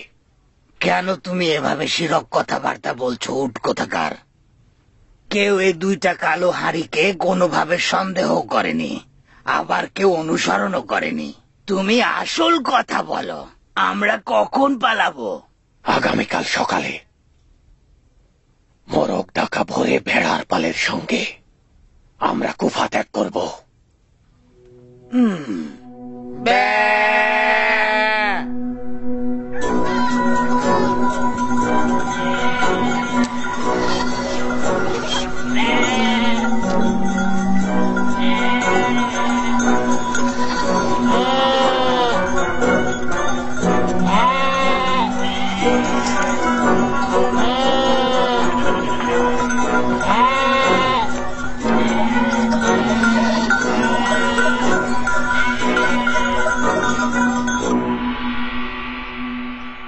ওমর মুখতার বিরোধীদের কিয়ামের পর সকল ওয়াদাপত্র প্রত্যাখ্যান করছে। ছোট বড় কারো প্রতি রহম করছে না। জলদি একটা উপায় বের করো। আমি তো বিদ্রোহীদের সঙ্গে হাত মিলাইনি, সীমার ও শাবাস দুজনে করেছে। মুখতার আমাকে লিখিত নিরাপত্তার পত্র দিয়েছে। তুমি আসলে মুখতারের এরকম আচরণে খুশি নাকি? ওমর, তুমি কি জানো না যে মুখতার ওই নিরাপত্তা পত্র দ্বারা একজন শক্তিশালী প্রতিপক্ষকে যুদ্ধের ময়দান থেকে কৌশলে দূরে সরিয়ে রেখেছে? কোনরূপ ভনিতা ছাড়াই বলছি ওমর, তুমি তোমার বউয়ের ধোঁকা খেয়েছ। তোমার আজকের এই অবস্থার জন্য বানু জ্বালিয়ে দায়ী, যে কিনা নিজের ভাইকে খলিফা বানানোর জন্য সাদ আবি ওয়াক্কাসের পুত্রকে ঘরে বৃদ্ধা নারীর মতো বসিয়ে রেখেছে। তোমার মতো যোদ্ধা ময়দানে এলে মুক্তার বালির মতো ধসে পড়ত। মুখতারের পক্ষে অসম্ভব কিছুই নয়। আমাকে প্ররোচনার জন্য তোমাকে পাঠিয়েছে, যাতে করে আমি নিরাপত্তা পত্র ছিঁড়ে ফেলি।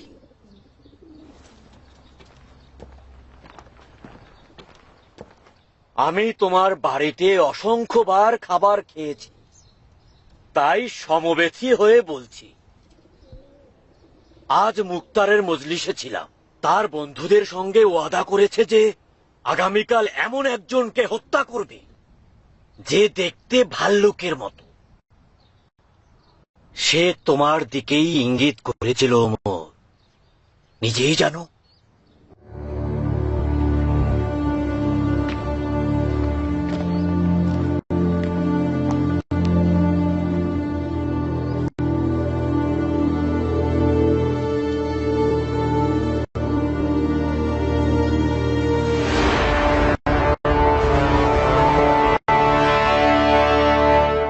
কোথায় যাচ্ছ ওমর? গোরস্থানে তোমাকে তামাশা করতে বলে নিজের কাজে যাচ্ছি। শয়তানের রাস্তা থেকে নেমে এসো ওমর। তোমার বন্ধুর ধোঁকা খেও না। মুখতারের বিরুদ্ধে ষড়যন্ত্র করার উৎসাহ যোগাচ্ছে। মুখতারের যদি মোকাবেলা করার ধৈর্য থাকতো এত বছর অপেক্ষা করতো না, পরিকল্পনাও করতো না। ও আমাকে পথভ্রষ্ট করতে চাইছে। আমি আমার ভাই মুখতারকে ভালো করে চিনি। সে তার দেয়া অঙ্গীকার বজায় রাখবে। বাজে বকো না। ভাইয়ের এত সুনাম করো না। যদি মুখতারের নাম শুনি একটা টান দিয়ে তোমার জিহ্বা ছেড়ে ফেলব। আমি খোদার কসম দিয়ে বলছি, যদি এই ওয়াদা ভঙ্গ করো মুখতারকে খবর দিয়ে তোমার শাস্তির ব্যবস্থা করব। যদি সুযোগ পাও তোমার সিংহওয়ালা ভাই মুখতারকে খবর দিও। চালাকি করো না, আমি সবই বুঝতে পারছি। এখন তুমি আসল ভয়। মুখতারের হাতে তুলে দিচ্ছ। মাথা খারাপ হয়েছে ওমর? বাজে কথা কেন বলছো? তুমিও মুখতার একই স্বভাবের। দুজনই ক্ষমতা দেখাতে চাও আর আমি হচ্ছি প্রজা। তোমাকে বিশ্বাস করা মূর্খের কাজ হবে। মনে হচ্ছে আমার জীবনের প্রেম ভালোবাসা জন্য আফসোস করছি যে আমাকে প্রতিনিয়ত গলা চেপে ধরছে। তুমি আমাকে কখনোই ভালোবাসোনি ওমর। তুমি আমাকে বিয়ে করেছো মুখতারের ওপর প্রতিশোধ নেওয়ার জন্য। জানি খালি কলসি বাজে বেশি। তুমি আমার সম্পদ ও ক্ষমতার লোভী ছিলে, আমাকে ভালোবাসুনি। তুমি ওমর সাদের স্ত্রী হয়ে আরবের রাজরানী হতে চেয়েছি। অন্ধ ছিলাম ওমর, ভাবিনি যে দুর্দশার বীজ রোপণ করেছি। যথেষ্ট জারিয়ে। যতই ঘাটবে দুর্গন্ধ বেশি করে ছড়াবে। তুমি রাজ্যের মালিকা বানু ছিলে, আমি প্রতিদ্বন্দ্বীকে ধ্বংস করার চেষ্টায় ছিলাম। বিপজ্জনক খেলায় মত্ত ছিলাম। এখন তার মূল্য পরিশোধ করব। কি করবে তুমি ওমর? জিম্মি করব। মুখতার এটা করতে পারদর্শী। তোমাকে জিম্মি করে মুখতারকে মাটিতে মিশিয়ে দেব।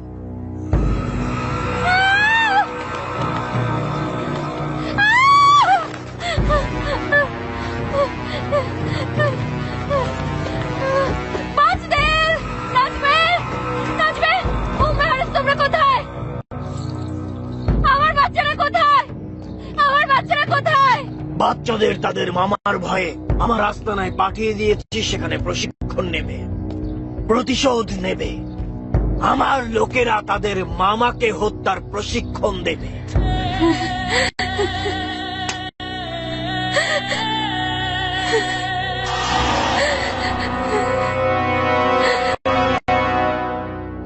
তুমি একটা জানোয়ার। একজন যোদ্ধার জন্য তার লক্ষ্য হচ্ছে বিজয় জারিয়ে। আজ থেকে তুমি আমার একজন দুশমন হিসেবে চিহ্নিত।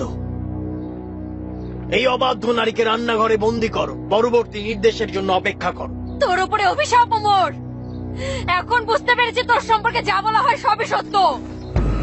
এখন বুঝতে পারছি কারবালায় তুই কি জঘন্য কাজ করেছিস। ইচ্ছে হচ্ছে বেঁচে থেকে তোর মৃত্যুর খবর শুনে মেহেদির রঙে হাত লাগাই, নববধূর বেশে আনন্দ ধ্বনি দেই। যে আসা জলাঞ্জলি দাও।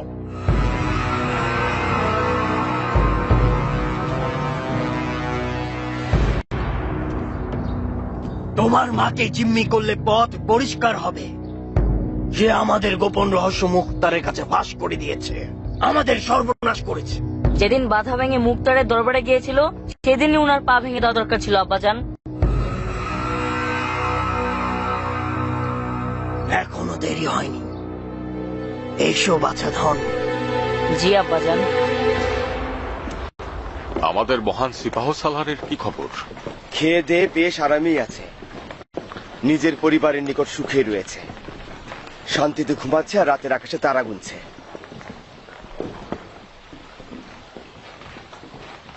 কি খবর ইব্রাহিম? না, পেরেশানিতে নেই মুখতার। আসমান জমিনের ভালোবাসায় জড়িয়ে যাচ্ছি। ভয় পাচ্ছি একদিন যুদ্ধের হুকুম দেবে, কিন্তু সেদিন আমার সৈন্যবাহিনী দুনিয়ার মায়ায় জড়িয়ে যাবে। ইবনে জিয়াদ যখন মসুল দখল করে নিচ্ছে, তখন আমাদের সৈন্যরা গল্পে মেতেছে। ও এখন কুফায় হামলার পরিকল্পনা করছে। তোমার প্রশ্নের মধ্যেই জবাব রয়েছে ইব্রাহিম। যখন তোমার মতো সর্দার নিশ্চুপ হয়ে বসে আছে, তখন দুশমন তো অবশ্যই সুযোগ নিতে পারে। আমার মরহুম আব্বাজানের কসম, আমি একটা মুহূর্তের জন্য তোমাকে কোন রকম দোষ দিচ্ছি না। কুফায় সিপাহীদের অবস্থান করার অবশ্যই কোনো উদ্দেশ্য আছে। আমার পিছিয়ে পড়ার কারণ হচ্ছে আমি তোমার কাঁধ থেকে একটা বোঝা নামিয়ে ফেলতে চাই। ইব্রাহিম, আমি হুসাইনের হত্যাকারীদের একটু নিঃশ্বাস নিতে দিয়েছিলাম, কারণ আমি জানতাম কুফায় তাদের অনেক বেশি প্রভাব রয়েছে। এছাড়া ওদের দুশ্মনী জনগণের নিকট প্রকাশ্যে জাহির করার একটা সুযোগ দিয়েছিলাম। এখন জনগণ নিজেই ওদের বিচার জারি করেছে। আমাদের একটা মূল উদ্দেশ্য হাসিল হয়েছে। এখন এই দুশ্মনদের কুফায় এমন আর কোনো প্রভাব নেই যেটা আমাদের ক্ষতি করবে। কিন্তু একটি জিনিস আমাকে বিচলিত করছে, সেটা হলো জানোয়ার সীমারের বেঁচে থাকা। সীমারের মতো জানোয়ার বেঁচে থাকলে বিবাদ বৃদ্ধি পাবে। গুস্তাকি মাফ করবেন, আপনি আদেশ দিয়ে দেখুন ইরাকের সমস্ত আরব অঞ্চল এই শয়তান দুশ্মনদের জন্য বিপজ্জনক করে দেব।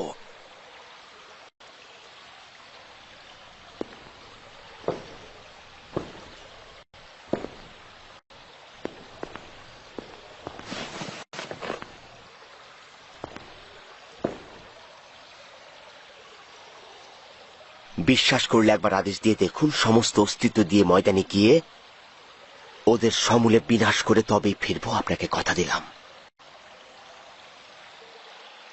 না ইব্রাহিম, তোমার কাজ হবে বিবাদের বিরুদ্ধে ময়দানে যাওয়া। আল্লাহ ভালো জানেন যে আমি ইবনে জিয়াদের বিরুদ্ধে লড়াই করতে অন্য সবার চেয়ে বেশি আগ্রহী। কিন্তু আমার রাজ্যের কাজের কি হবে? আমাদের রাজ্য এখন দুর্বল ভিত্তির উপর দাঁড়িয়ে রয়েছে। এসো, এই নাও ইবনে জিয়াদের বিরুদ্ধে যুদ্ধের হুকুমনামা।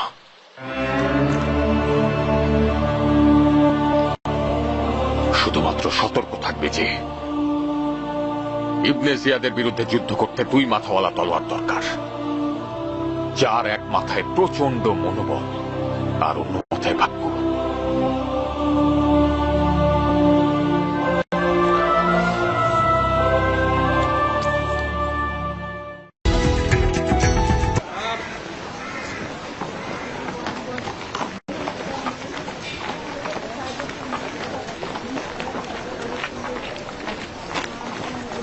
নিয়ে এসো ওকে। আমার গাধা, আমার গাধা, আমার গাধাকে হত্যা করবে না, আমার গাধাকে খাবে না। কিন্তু তোকে আর তোর গাধাকে একসঙ্গে নিয়ে যাব। ওর কিছু না হওয়া পর্যন্ত ওর গাধার দিকে খেয়াল রেখো। আয়।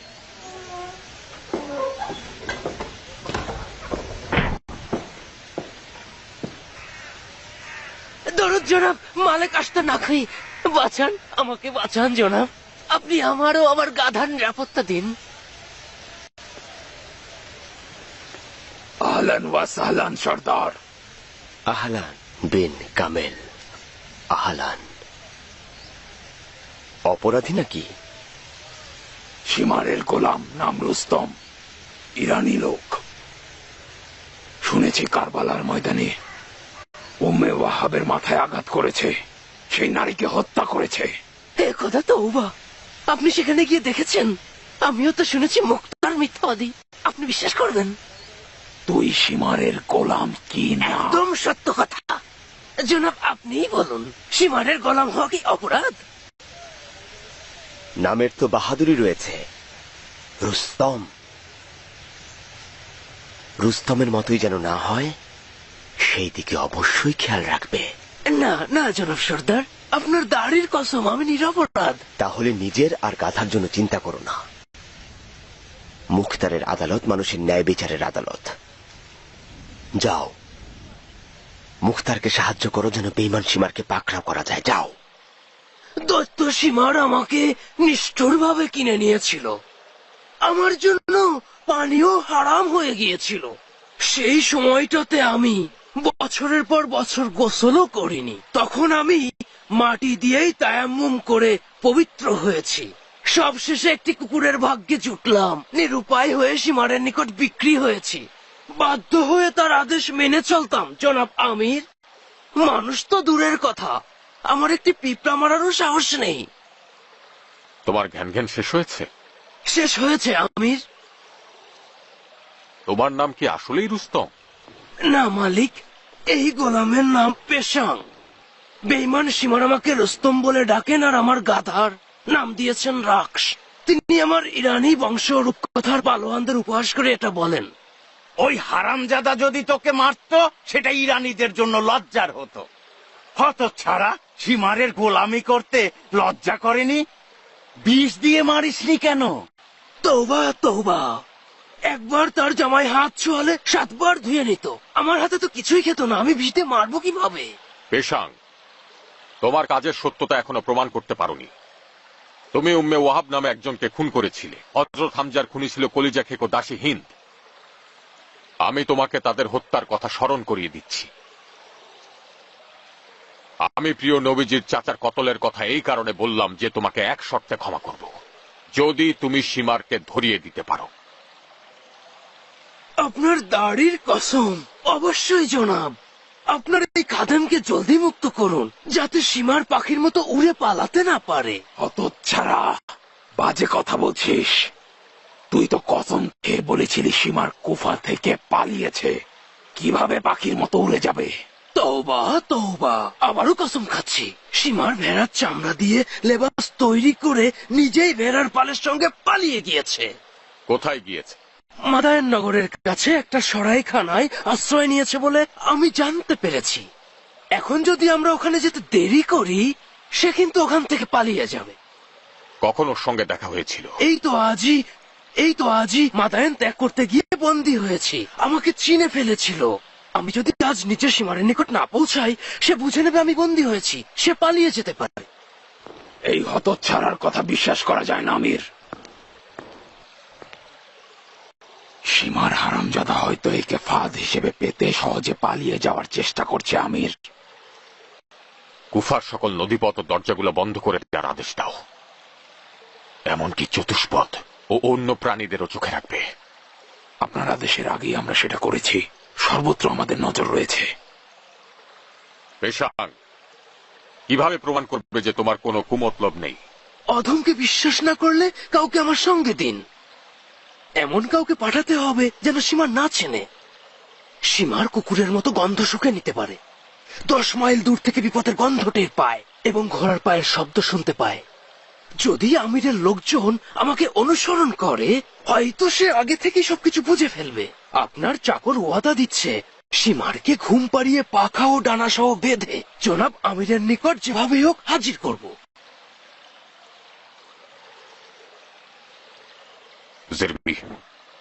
জি পালোয়ান। সীমার কি তোমাকে চেনে? মনে হয় না পালোয়ান। আমি ওকে দেখেছি, কিন্তু সে আমাকে দেখেনি। পেশাঙের সঙ্গে যেতে পারবে? জি পালোয়ান, চাইলে জীবন দিয়ে দেব। খুবই ভালো কথা। যাও দেখি কি করতে পারো।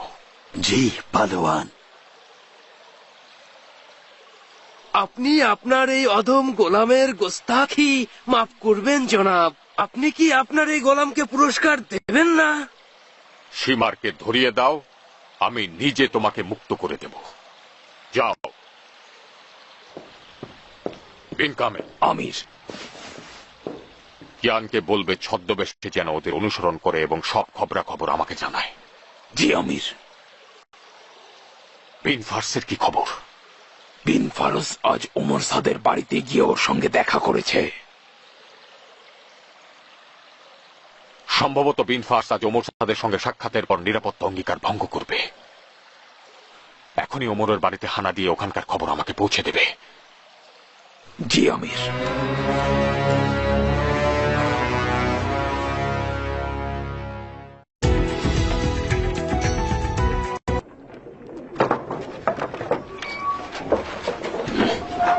বাড়ির মালিক কোথায়? মালিক বাড়িতে নেই সর্দার। কোথায় গিয়েছেন? নিজের জমি জমা দেখতে গিয়েছেন। আজও আসলে কি ঘর কোনো অমর বাড়ির বাইরে হাওয়া খেতে গিয়েছে?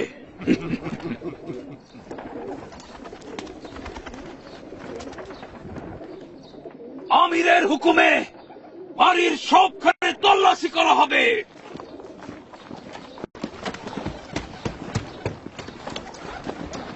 রহম করুন সর্দার, বাড়ির মালিক যদি এ খবর শুনতে পায় তাহলে আমাদের সবাইকে জিন্দা দাফন করে ফেলবে। বাড়ির মালিকের স্ত্রী কোথায়? সবাই গিয়েছে, মালিক, বানু, বাচ্চারা সবাই। এই বাড়ি এখন থেকে গোয়েন্দাদের নজরবন্দি থাকবে। মশাও যদি এই বাড়িতে যাতায়াত করে তা গুনে রাখা হবে। তোমার বাড়ির মালিক কিভাবে বাইরে গেল যে কেউ দেখলো না? খোদার কসম জানি না। এ বাড়ির কোনো গোপন রাস্তা আছে? এই দরজা ছাড়া অন্য কোনো রাস্তা নেই। সর্দার, কেউ বাড়িতে নেই। এই লোকদের কোনো অপরাধ নেই সর্দার, ওমর পালিয়ে গিয়েছে। আমির মুক্তারকে সালাম। অন্ধ ইঁদুরকে গর্ত থেকে বের করলো। ওমর সাদ এই কাজের দ্বারা মুক্তারের নিরাপত্তা অঙ্গীকার ভেঙেছে, নিজের মৃত্যু পরোয়ানা জারি করেছে। ঠিক। এখানে এসে তোমরা কয়েকজন অবস্থান করো। চলো যাই।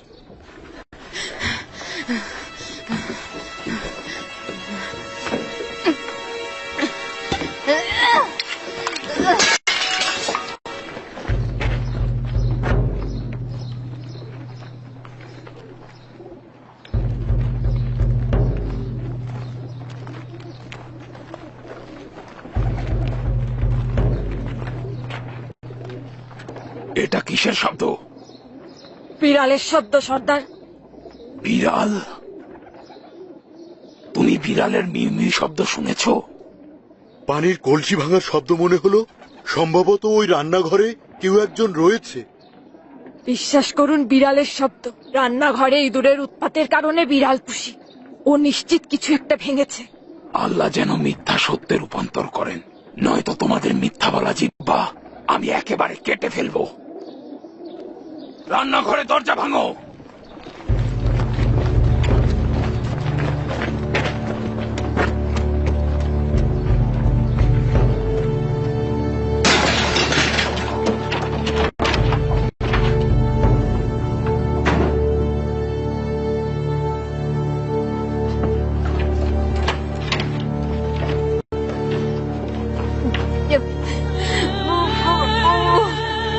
ওমর পালিয়ে গিয়েছে, ওমর পালিয়ে গিয়েছে।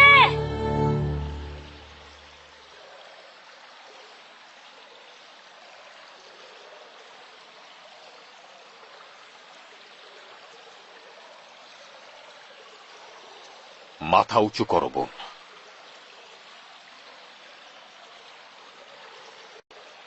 আমার দিকে তাকাও। এত বছর ভাইয়ের প্রতি বোনের আহ্লাদী দৃষ্টি দেখিনি। লজ্জিত ভাইজান।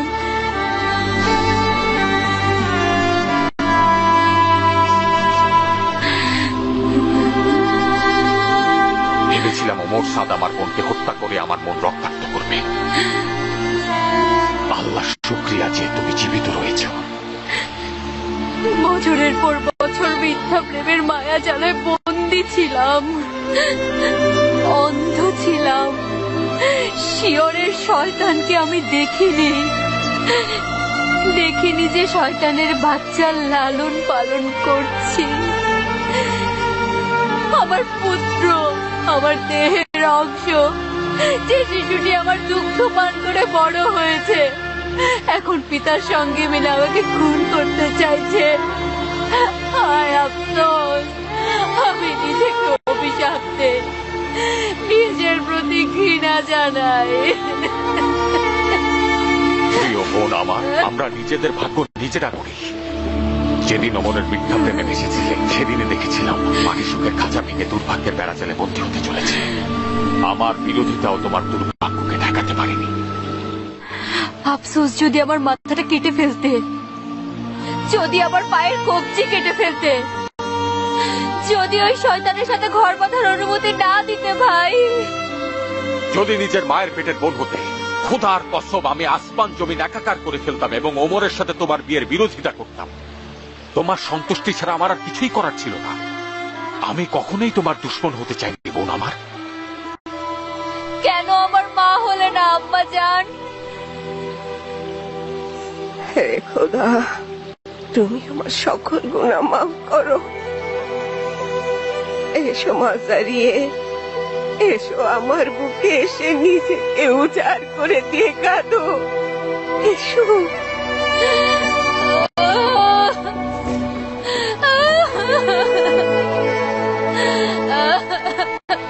আমি জানি না, হয়তো আমারই সব দোষ ছিল। তোমাকে সব সময় সতীনের কন্যা হিসেবে দেখতাম। যখন তোমাদের পিতা মারা গেলেন, তুমি মায়ের পেটে ছিলে, তুমি দুনিয়ায় এলে, তোমার মা দুনিয়ার মায়া ত্যাগ করলো। আমি তখন তায়েফে ছিলাম আর তোমরা ছিলে মাদাইনে। যখন আমি শুনলাম মক্কার তোমার দায়িত্ব নিয়েছে, আমি একদম নিশ্চিন্ত হয়েছিলাম। কিন্তু আমার বোঝা উচিত ছিল, সে তোমাকে মায়ের ভালোবাসা দিতে পারবে না। একজন পুরুষ মানুষ তা পারে না। হায় হায়, খোদার কসম, দেখছো রে এমন ভাবে কথা বলছে মনে হচ্ছে আমিই দায়ী। নিজেকে দোষ দিও না নারিয়ে, আম্মা জান নিজেকে তিরস্কার করছেন। তোমার সাথে শত্রুতা নেই। এখন দেখবে সব দোষ আমার ঘাড়ে চাপাবে এবং নিজেকে বাঁচাতে চাইবে। হে খোদা, তুমি সত্য দেখতে পাচ্ছ। তুমি তো দেখেছো আমি তাকে মায়ের যত্নে মানুষ করেছি। যেদিন ও ওমরের প্রেমে দিশেহারা হয়েছিল, কি করেছিল সব ভুলে গিয়েছো? আম্মা জান, বলো বাচ্চা আমার। অনেকদিন আগে এক শয়তান দৈত্য আমার বোনকে ছোড়ার ভয় দেখিয়ে ছিনিয়ে গেছে।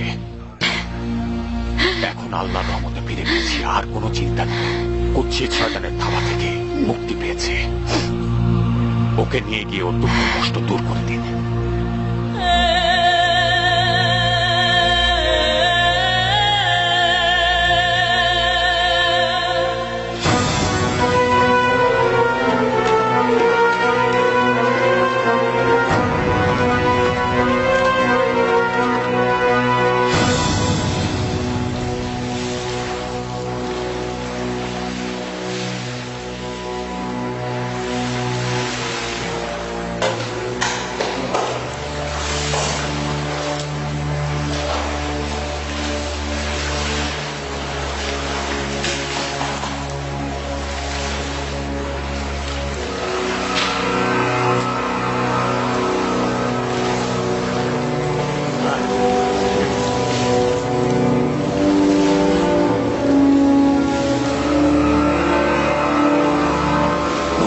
দরকার মুসলমান, সমস্যা কি?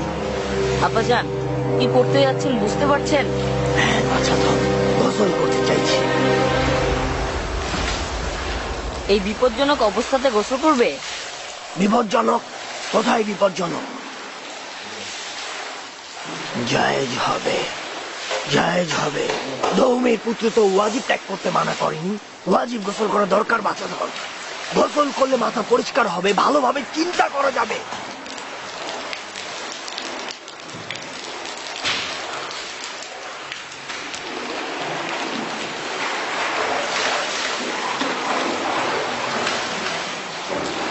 আসসালামু আলাইকুম।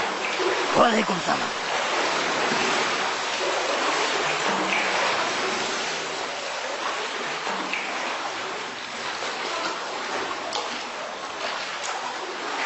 ওমর নাকি? তুমি নিজেই ওমর, আমি ওমর নই। যে আরবের ওমর সাদকে চেনে না তার পানিতে ডুবে মরা উচিত। তোমার মৃত পিতা আরবদের গর্ব, কেন নিজেকে অস্বীকার করছো? বললাম তো আমি ওমর নই। ওই ভাই সাহেব, শয়তানের উপর অভিশাপ বর্ষিত হোক। আমাদের সাথে তোমার কি কাজ? আজও ওমর সাদের চেহারার সঙ্গে এত মিল? বক বক করো না। ওমর সাদের চেহারার সঙ্গে মিল রয়েছে, তাতে তোমার কি? নিজেকে লুকিয়ে রাখার অধিকার তোমার রয়েছে। আল্লাহ যেন মুক্তারের জুলুমের প্রাসাদ ধ্বংস করে দেন এমন কাজ করেছে যে আরবের অভিজাত সন্তানরা আজ গৃহবন্দী হয়ে পড়েছে। আজব জমানায় এসে পড়লাম মনে হয়। একদিন নিজে চোখে দেখলাম যে একজন সম্ভ্রান্ত আরব গাধা হয়ে তার গোলামকে পিঠে চড়ালো যেন গুপ্তচরদের হাত থেকে বাঁচতে পারে, তাই সে নিজের সম্মান বিকিয়ে এই কাজ করতে বাধ্য হয়েছে। বিশ্বাস হচ্ছে অমর? আচ্ছা বদলোক তো, আমি ওমর সাদ নই, কেন এই আজগুবি চিন্তা বাদ দিচ্ছ না? তোমার জানের কসম বিশ্বাস করব, আমি কি অন্ধ হয়ে গেলাম? দেখে খুশি লাগছে যে মুক্তারের ধাবা থেকে পালিয়ে বেড়াচ্ছ। মুক্তার তোমাকে খুঁজে বেড়াচ্ছে, এটা তো সবাই জানে। আমি পালিয়েছি? আমি কেন পালাবো? আব্বাজান আসো। এটা কুফার হুমে এলাকা। কুফার সবাই জানে যে মুক্তার ওমর সাদ ইবনে আবি ওয়াক্কাসকে নিরাপত্তার নিশ্চয়তা দিয়েছে, যার কারণে ওমরের কুফার বাইরে যাওয়া নিষেধ। তোমরা কুফার বাইরের গোসলখানায় অবস্থান করছো। ওমর গোসলখানায়? কোন ওমর? আপনারা এত ঝামেলা করছেন কেন জনাব? কেউ কি আপনাদের নিকট কিছু জিজ্ঞাসা করেছে? আব্বাজান এসো, এসো চলে যাই। দেখেছ বন্ধু, কেমন মিথ্যা কথা বলে ওমর এখান থেকে পালিয়ে যাচ্ছে। এই ব্যক্তির সুসময়ে আমাদেরকে খোদার বান্দা মনে করতো না, সবই আল্লাহর ইচ্ছা, বুঝেছ? দেখো কি দুঃসময় তার। লীলা খেলা, খোদার লীলা খেলা বোঝা দায়। এটা কি গোসল করার সময় ছিল আব্বাজান? দেখলি তো তোমাকে সবাই চিনে ফেলেছে। এসো এসো চলে যায় আব্বাজান। এখন আমি কোথায় যাব? কোন দরজায় যাব? কিয়ানের গোয়েন্দা সর্বত্র ছড়িয়ে ছিটিয়ে রয়েছে। আমার মনে হচ্ছে আসলেই এই ইবনে ফারাস মুক্তারের পোষা গোয়েন্দা ছিল, আমাদেরকে ধোঁকা দিয়েছে। বাড়িতে ফিরে গিয়ে জারিয়ের সঙ্গে সমঝোতা করা উচিত। যা হওয়ার কথা ছিল না তাই হলো। মুক্তার তোমাকে হত্যা করার জন্য ভালো একটি সুযোগ খুঁজছিল। আমরা যাই বা না যাই, সে আমাদের নিরাপত্তার জামানত বাতিল করে দিয়েছে। চলুন এখনই আমরা অনারব কিয়ানের হাত থেকে পালিয়ে যাই। শোনো বাছাধন, তোমার বুদ্ধি হয়েছে, নিজেকে পরাজিত ভেবো না। এমন পরিকল্পনা করব যেন ফাঁদ থেকে মুক্ত হতে পারি। কি করা উচিত হবে? এসো এসো।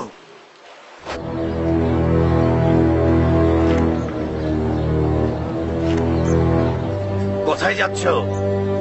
মুক্তারের সঙ্গে সাক্ষাৎ করব। জনাবের পরিচয়? আমি ওমর সাদের পুত্র, আমিরের ভাগ্নে। আজব।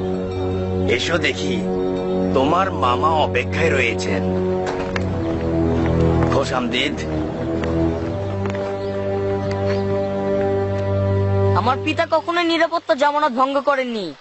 আমরা আমাদের জমি জমা দেখার জন্য কুফার বাইরে গিয়েছিলাম। আমরা বাগানে পৌঁছানোর পূর্বে আব্বাজান ক্লান্ত হয়ে বলেন যে কেন আপনাকে জানিয়ে যাননি। আমাকে পাঠিয়েছেন যেন আপনাকে খবর দেই। সে নিজে কেন আসেনি? লজ্জার কারণে তিনি আসেননি। সম্ভবত অহংকারের কারণে আসেনি। আপনি পিতার ব্যাপারে কেন এমন ভাবছেন? তার মাথা চলে যাবে কিন্তু ওয়াদা ভঙ্গ হবে না। কিন্তু সে ওয়াদা ভেঙেছে। কিভাবে ভাঙলেন মামাজান? আপনি নিরাপত্তা জামানত দিয়েছিলেন, তিনি তা কবুল করেছেন এবং আপনার বিরুদ্ধে কোন রকম ষড়যন্ত্র করেননি। তোমার আম্মাজান কোথায়? বাড়িতে। তুমি নিশ্চিত? জি, আমি ও আব্বাজান যখন বাইরে গিয়েছিলাম তিনি বাড়িতে ছিলেন। তোমার পিতামাতার মধ্যে কিছু হয়েছে? কি আর হবে? এই যেমন অনুমতি ছাড়া বাড়ির বাইরে যাওয়া নিয়ে। আজব কথা বলছেন তো। কেন ঝগড়া করবে? আমি আর আব্বাজান দুজনে মিলে বাইরে আমাদের জমি জমা দেখতে গিয়েছিলাম। এখন তোমার পিতা কোথায়? জমি জমা দেখে খুব দ্রুতই বাড়ি ফিরবেন বলেছেন। ভালো কথা। তোমার পিতাকে না দেখা পর্যন্ত এখানে অপেক্ষা করো। আপনার এখানে থাকতে কি আমি বাধ্য? হ্যাঁ, বাধ্য।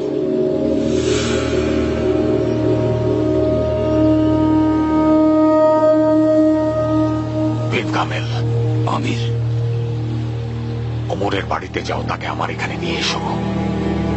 অযথা ঝামেলা করলে ওকে নিরাপত্তা দেওয়ার কোনো দরকার নেই। জি আমির।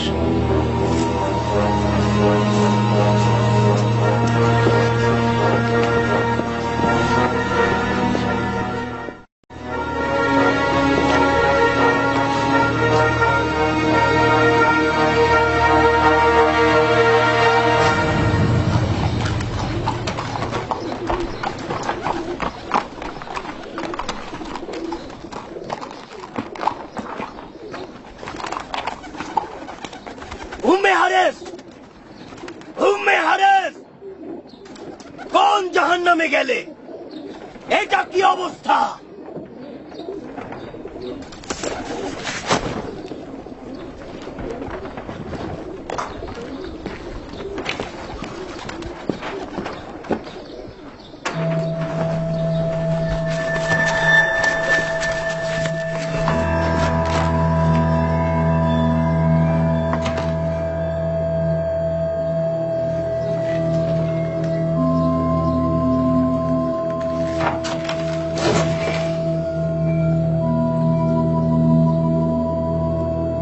এই বিষাক্ত নাগিনী শেষ পর্যন্ত ছোবল দিল।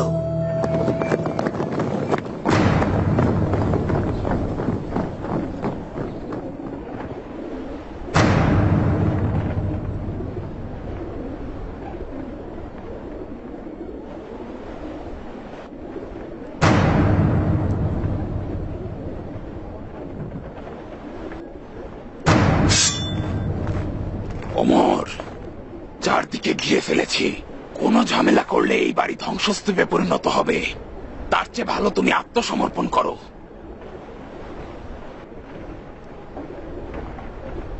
আফসোস, তোমাদের আমির যদি নিজেই আসতেন।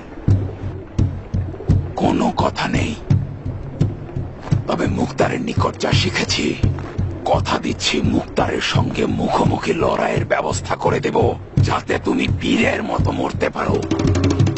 যদি তুমি পারো, মুক্তারকে ওপারে পাঠিয়ে দিও। ভাগ্য নিজেরা তৈরি করি, জনাব আরব শাকিরি।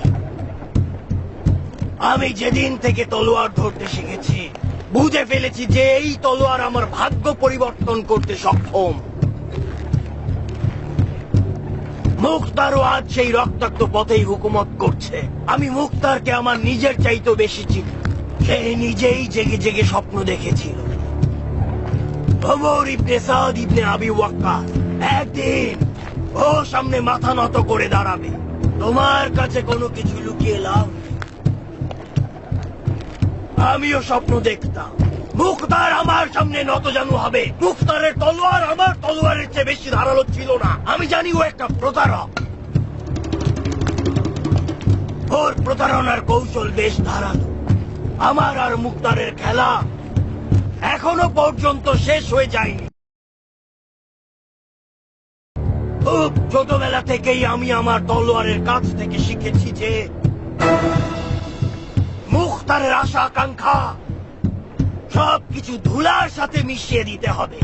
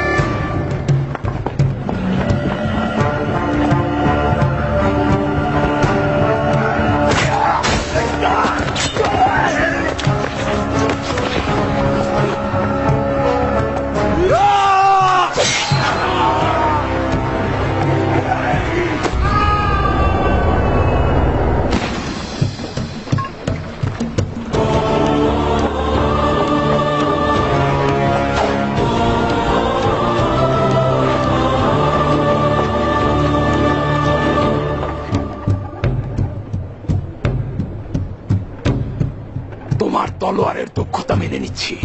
মূর্খের মতো কাজ না করলে মুক্তারের সঙ্গে তোমার যুদ্ধ দেখার মতোই হতো। তুমি তো মুক্তারের হাতে তৈরি হয়েছ, কেন ওদের রক্ত বৃথা নষ্ট করছো? সামনে এসো। সরে যাও।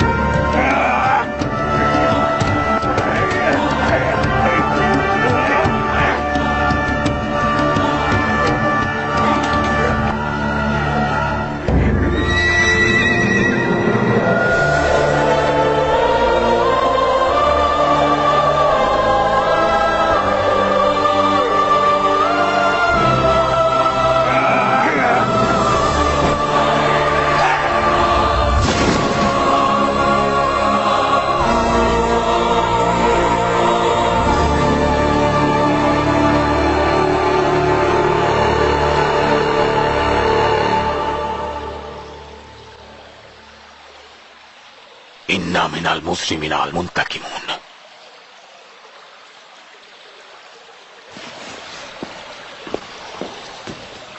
মুক্তার, তোমার হাত অবশ হয়ে যাক। তুমি এবং তোমার বোন আমার পিতাকে ধোঁকা দিয়ে গৃহবন্দী করে রেখেছিলে। যদি আমার পিতা তোমার মিথ্যা নিরাপত্তার কথা বিশ্বাস না করে ময়দানে আসতেন, আজ তোমার মাথা আমার পিতার পায়ের নিকট থাকতো।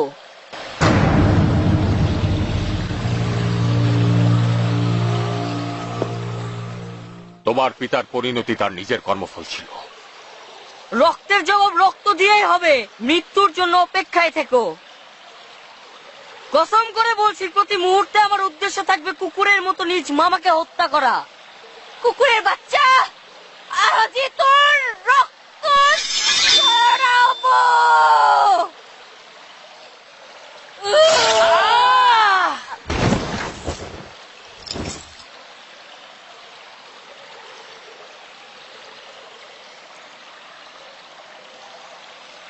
ওয়াদা করেছিলাম তোদের রাহাজারিতে নববধূর সাজে সাজবো, আনন্দ ধ্বনি দেব।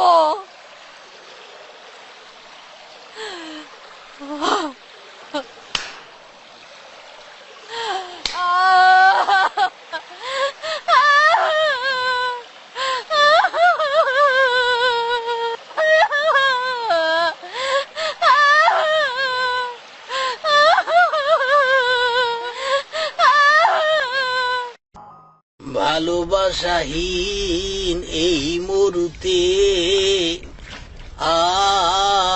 আছি পড়ে, কি হবে আমার এই জীবনে, আমি রব না আর এই ভুবনে।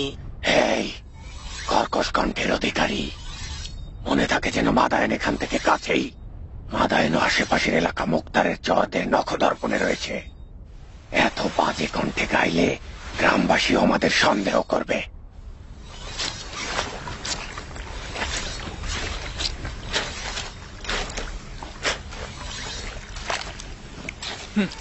অবাক হচ্ছি, তুমি এত হুঁশিয়ার ও বুদ্ধিমান হওয়া সত্ত্বেও কিভাবে এত বড় ভুল করলে?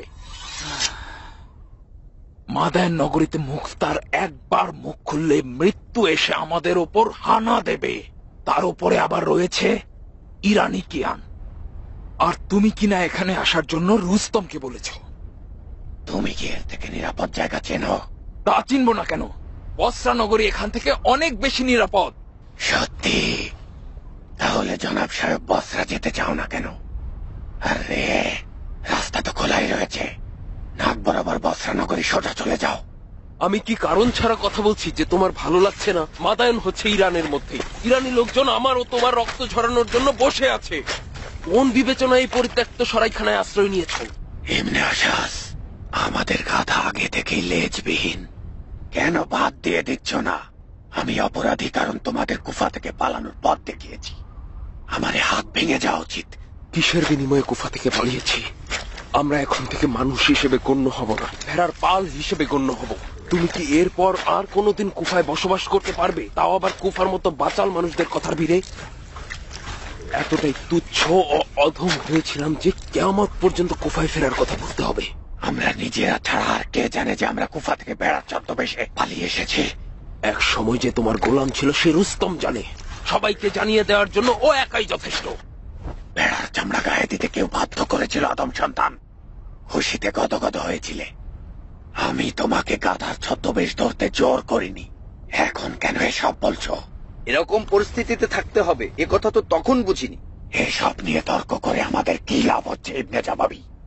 শায়ক আমাদের ভেতরের সব গোপন কথা ফাঁস করে দিচ্ছে। এখন বসরায় পালাতে পথ খুঁজছেন। তুমি কি করবে জানাও? ভেড়ার নারী ভুড়ি খাওয়ার ইচ্ছে হচ্ছে সীমার। মোটা সোটা সিংহলা মাথার মগজ, গলার মাংস আমার ক্ষুধা মিটিয়ে দিতে পারে জনাব শায়ক। সানান, চুপ থাকো, মেজাজ বিগড়ে রয়েছে। রাগ করছো কেন ছোট্ট ঘোড়া? এই পরিস্থিতিতে আমরা একত্রে থাকলে ফিতনা ফাসাদ আরো বেশি বৃদ্ধি পাবে। কেন এত জোরাজোরি করছো? যখন মানুষ হিসাবে গণ্য ছিলাম তখন আমরা সবাই একসাথে ছিলাম। ভেড়ার পালের মতো নেকড়ের ভয়ে ভবঘুরে হয়ে গিয়েছি। আমার সমস্ত মনোবল ভেঙে গিয়েছে সীমার। আলু মায়েদের দ্বারা যেমন প্রতারিত হয়েছি, তেমনি ভেড়ার পালের জীবন থেকেও হতাশ হয়ে পড়েছি। এক মুহূর্ত গাফিলতি করলাম আর তুমি আমার বুদ্ধি শুদ্ধি দিয়ে নাড়াচাড়া শুরু করলে। দুর্ভাগ্যবশত এটা তিক্ত কিস্সা। আমি শায়ককে সঠিক পথে হেদায়েত করলাম। বিশ্বাস করো বা না করো, আলু মাইয়াগণ মরহুম হয়ে গিয়েছে। চেহলামের হালুয়া রুটি খেয়ে আমি হজম করে ফেলেছি। এখন আল জুবাইরিদের হালুয়া রুটি আর ধোকা খাওয়া বাকি রয়েছে। যাও, তবে জেনে রাখো, জুবাইরিগণ উমাইয়াদের মতো বানর নিয়ে খেলা করে না যে তোমার মতো হতচ্ছাড়াকে জায়গা দেবে। এরা বানর নিয়ে ওদের চেয়ে আরো অনেক ভালোভাবে খেলা করতে পারে। আমরা সব সময় মানুষকে চড়িয়ে বেড়াই, কয়েকটি উট নিয়ে গেলেই হবে। আল জুবাইরিগণ আমাকে গ্রহণ করবে। দরুদ ঘাড় মোটা। আমার চোখ তোমার বিষাক্ত চোখের থাবা দেখার জন্য অস্থির থাকবে। সীমার, আমি বলি কি যত দ্রুত সম্ভব এই অঞ্চল থেকে চলে যাও। এমনকি শূন্য হাতে হলেও এখনই যাওয়া উচিত।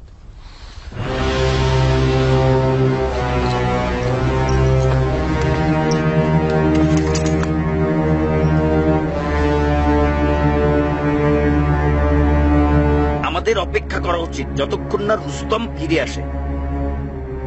স্বর্ণরৌপ্য ওর কাছে। সেই ধন সম্পদ না নিয়ে কিভাবে সামদেশে যাব? আচ্ছা, তোমার নামটা যেন কি বলেছিলে? তুমি তো বড় আজব মানুষ। কম করে হলেও 100 বার জিজ্ঞেস করেছো, কিছু মনে থাকে না নাকি তোমার? আরে মিয়া, গরিব মানুষেরও তো বুদ্ধি শুদ্ধি নেই যে মনোযোগ দিয়ে শুনবো। তোমার এই ভুলে যাওয়া রোগের মধ্যেও কিভাবে মনে থাকলো যে সীমারের সঙ্গে কি ওয়াদা করেছিলে? ওরে মিয়া, আমার মতো ক্ষুধার্ত কুকুর কিভাবে মালিকের কথা ভুলে যাবে? সীমার একদিন আমার ভুলে যাওয়া রোগ দেখে পেরেক মেরে দিয়েছিল। পায়ে সেই পেরেকের ক্ষত এখনো তো রয়ে গিয়েছে। ওই দিন থেকে নিজের নাম ভুলে যেতে পারি, কিন্তু সীমারের কথা ভুলি না। আমার নাম জেরবি, বুঝেছো? জেরবি, জেরবি। এই কান, জেরবি মিয়ার নাম ভোলার করিস না ভান। এই জেরবি মিয়া, আমার গাধার উপর উঠে পড়ো, চলো জলদি যাই। তুমি তো চড়েই আছো। তোমার গাধাকে হাঁটতে বলো, আমি পায়ে হেঁটেই ওর আগে যাবো। তবে পথ হাঁটলে পথ দীর্ঘ মনে হবে, গল্প করতে করতে পথ হাঁটলে দূরের পথও কাছে মনে হবে। আমার গাধা 2 জন লোককে অনায়াসে নিতে পারবে। অবশ্যই, যেতে যেতে গল্প করা ভালো, কিন্তু তুমি যেভাবে ব্যঙ্গ করে বলছো আমার কিন্তু রাগ হয়ে যাচ্ছে। আরে, মনে খুশি না থাকলে একে অপরকে চেনা যায় না। জেরবি, মুক্তার তোমাকে মারে না? আরে না, বাড়ির লোকদের মারধর করা জানোয়ারের কাজ। পালোয়ান কেন সে কাজ করবে? মিয়া খেরবি, আমি কি গাধার মতো দেখতে? খেরবি কোন গাধার নাম? ওরে বাবারে, তোমার নাম কি খেরবি ছিল না? তুই কি আসলেই গাধা নাকি গাধার ভান করছিস? জেরবি কোথায় আর খেরবি কোথায়? আমি জেরবি, বুঝেছিস কালু?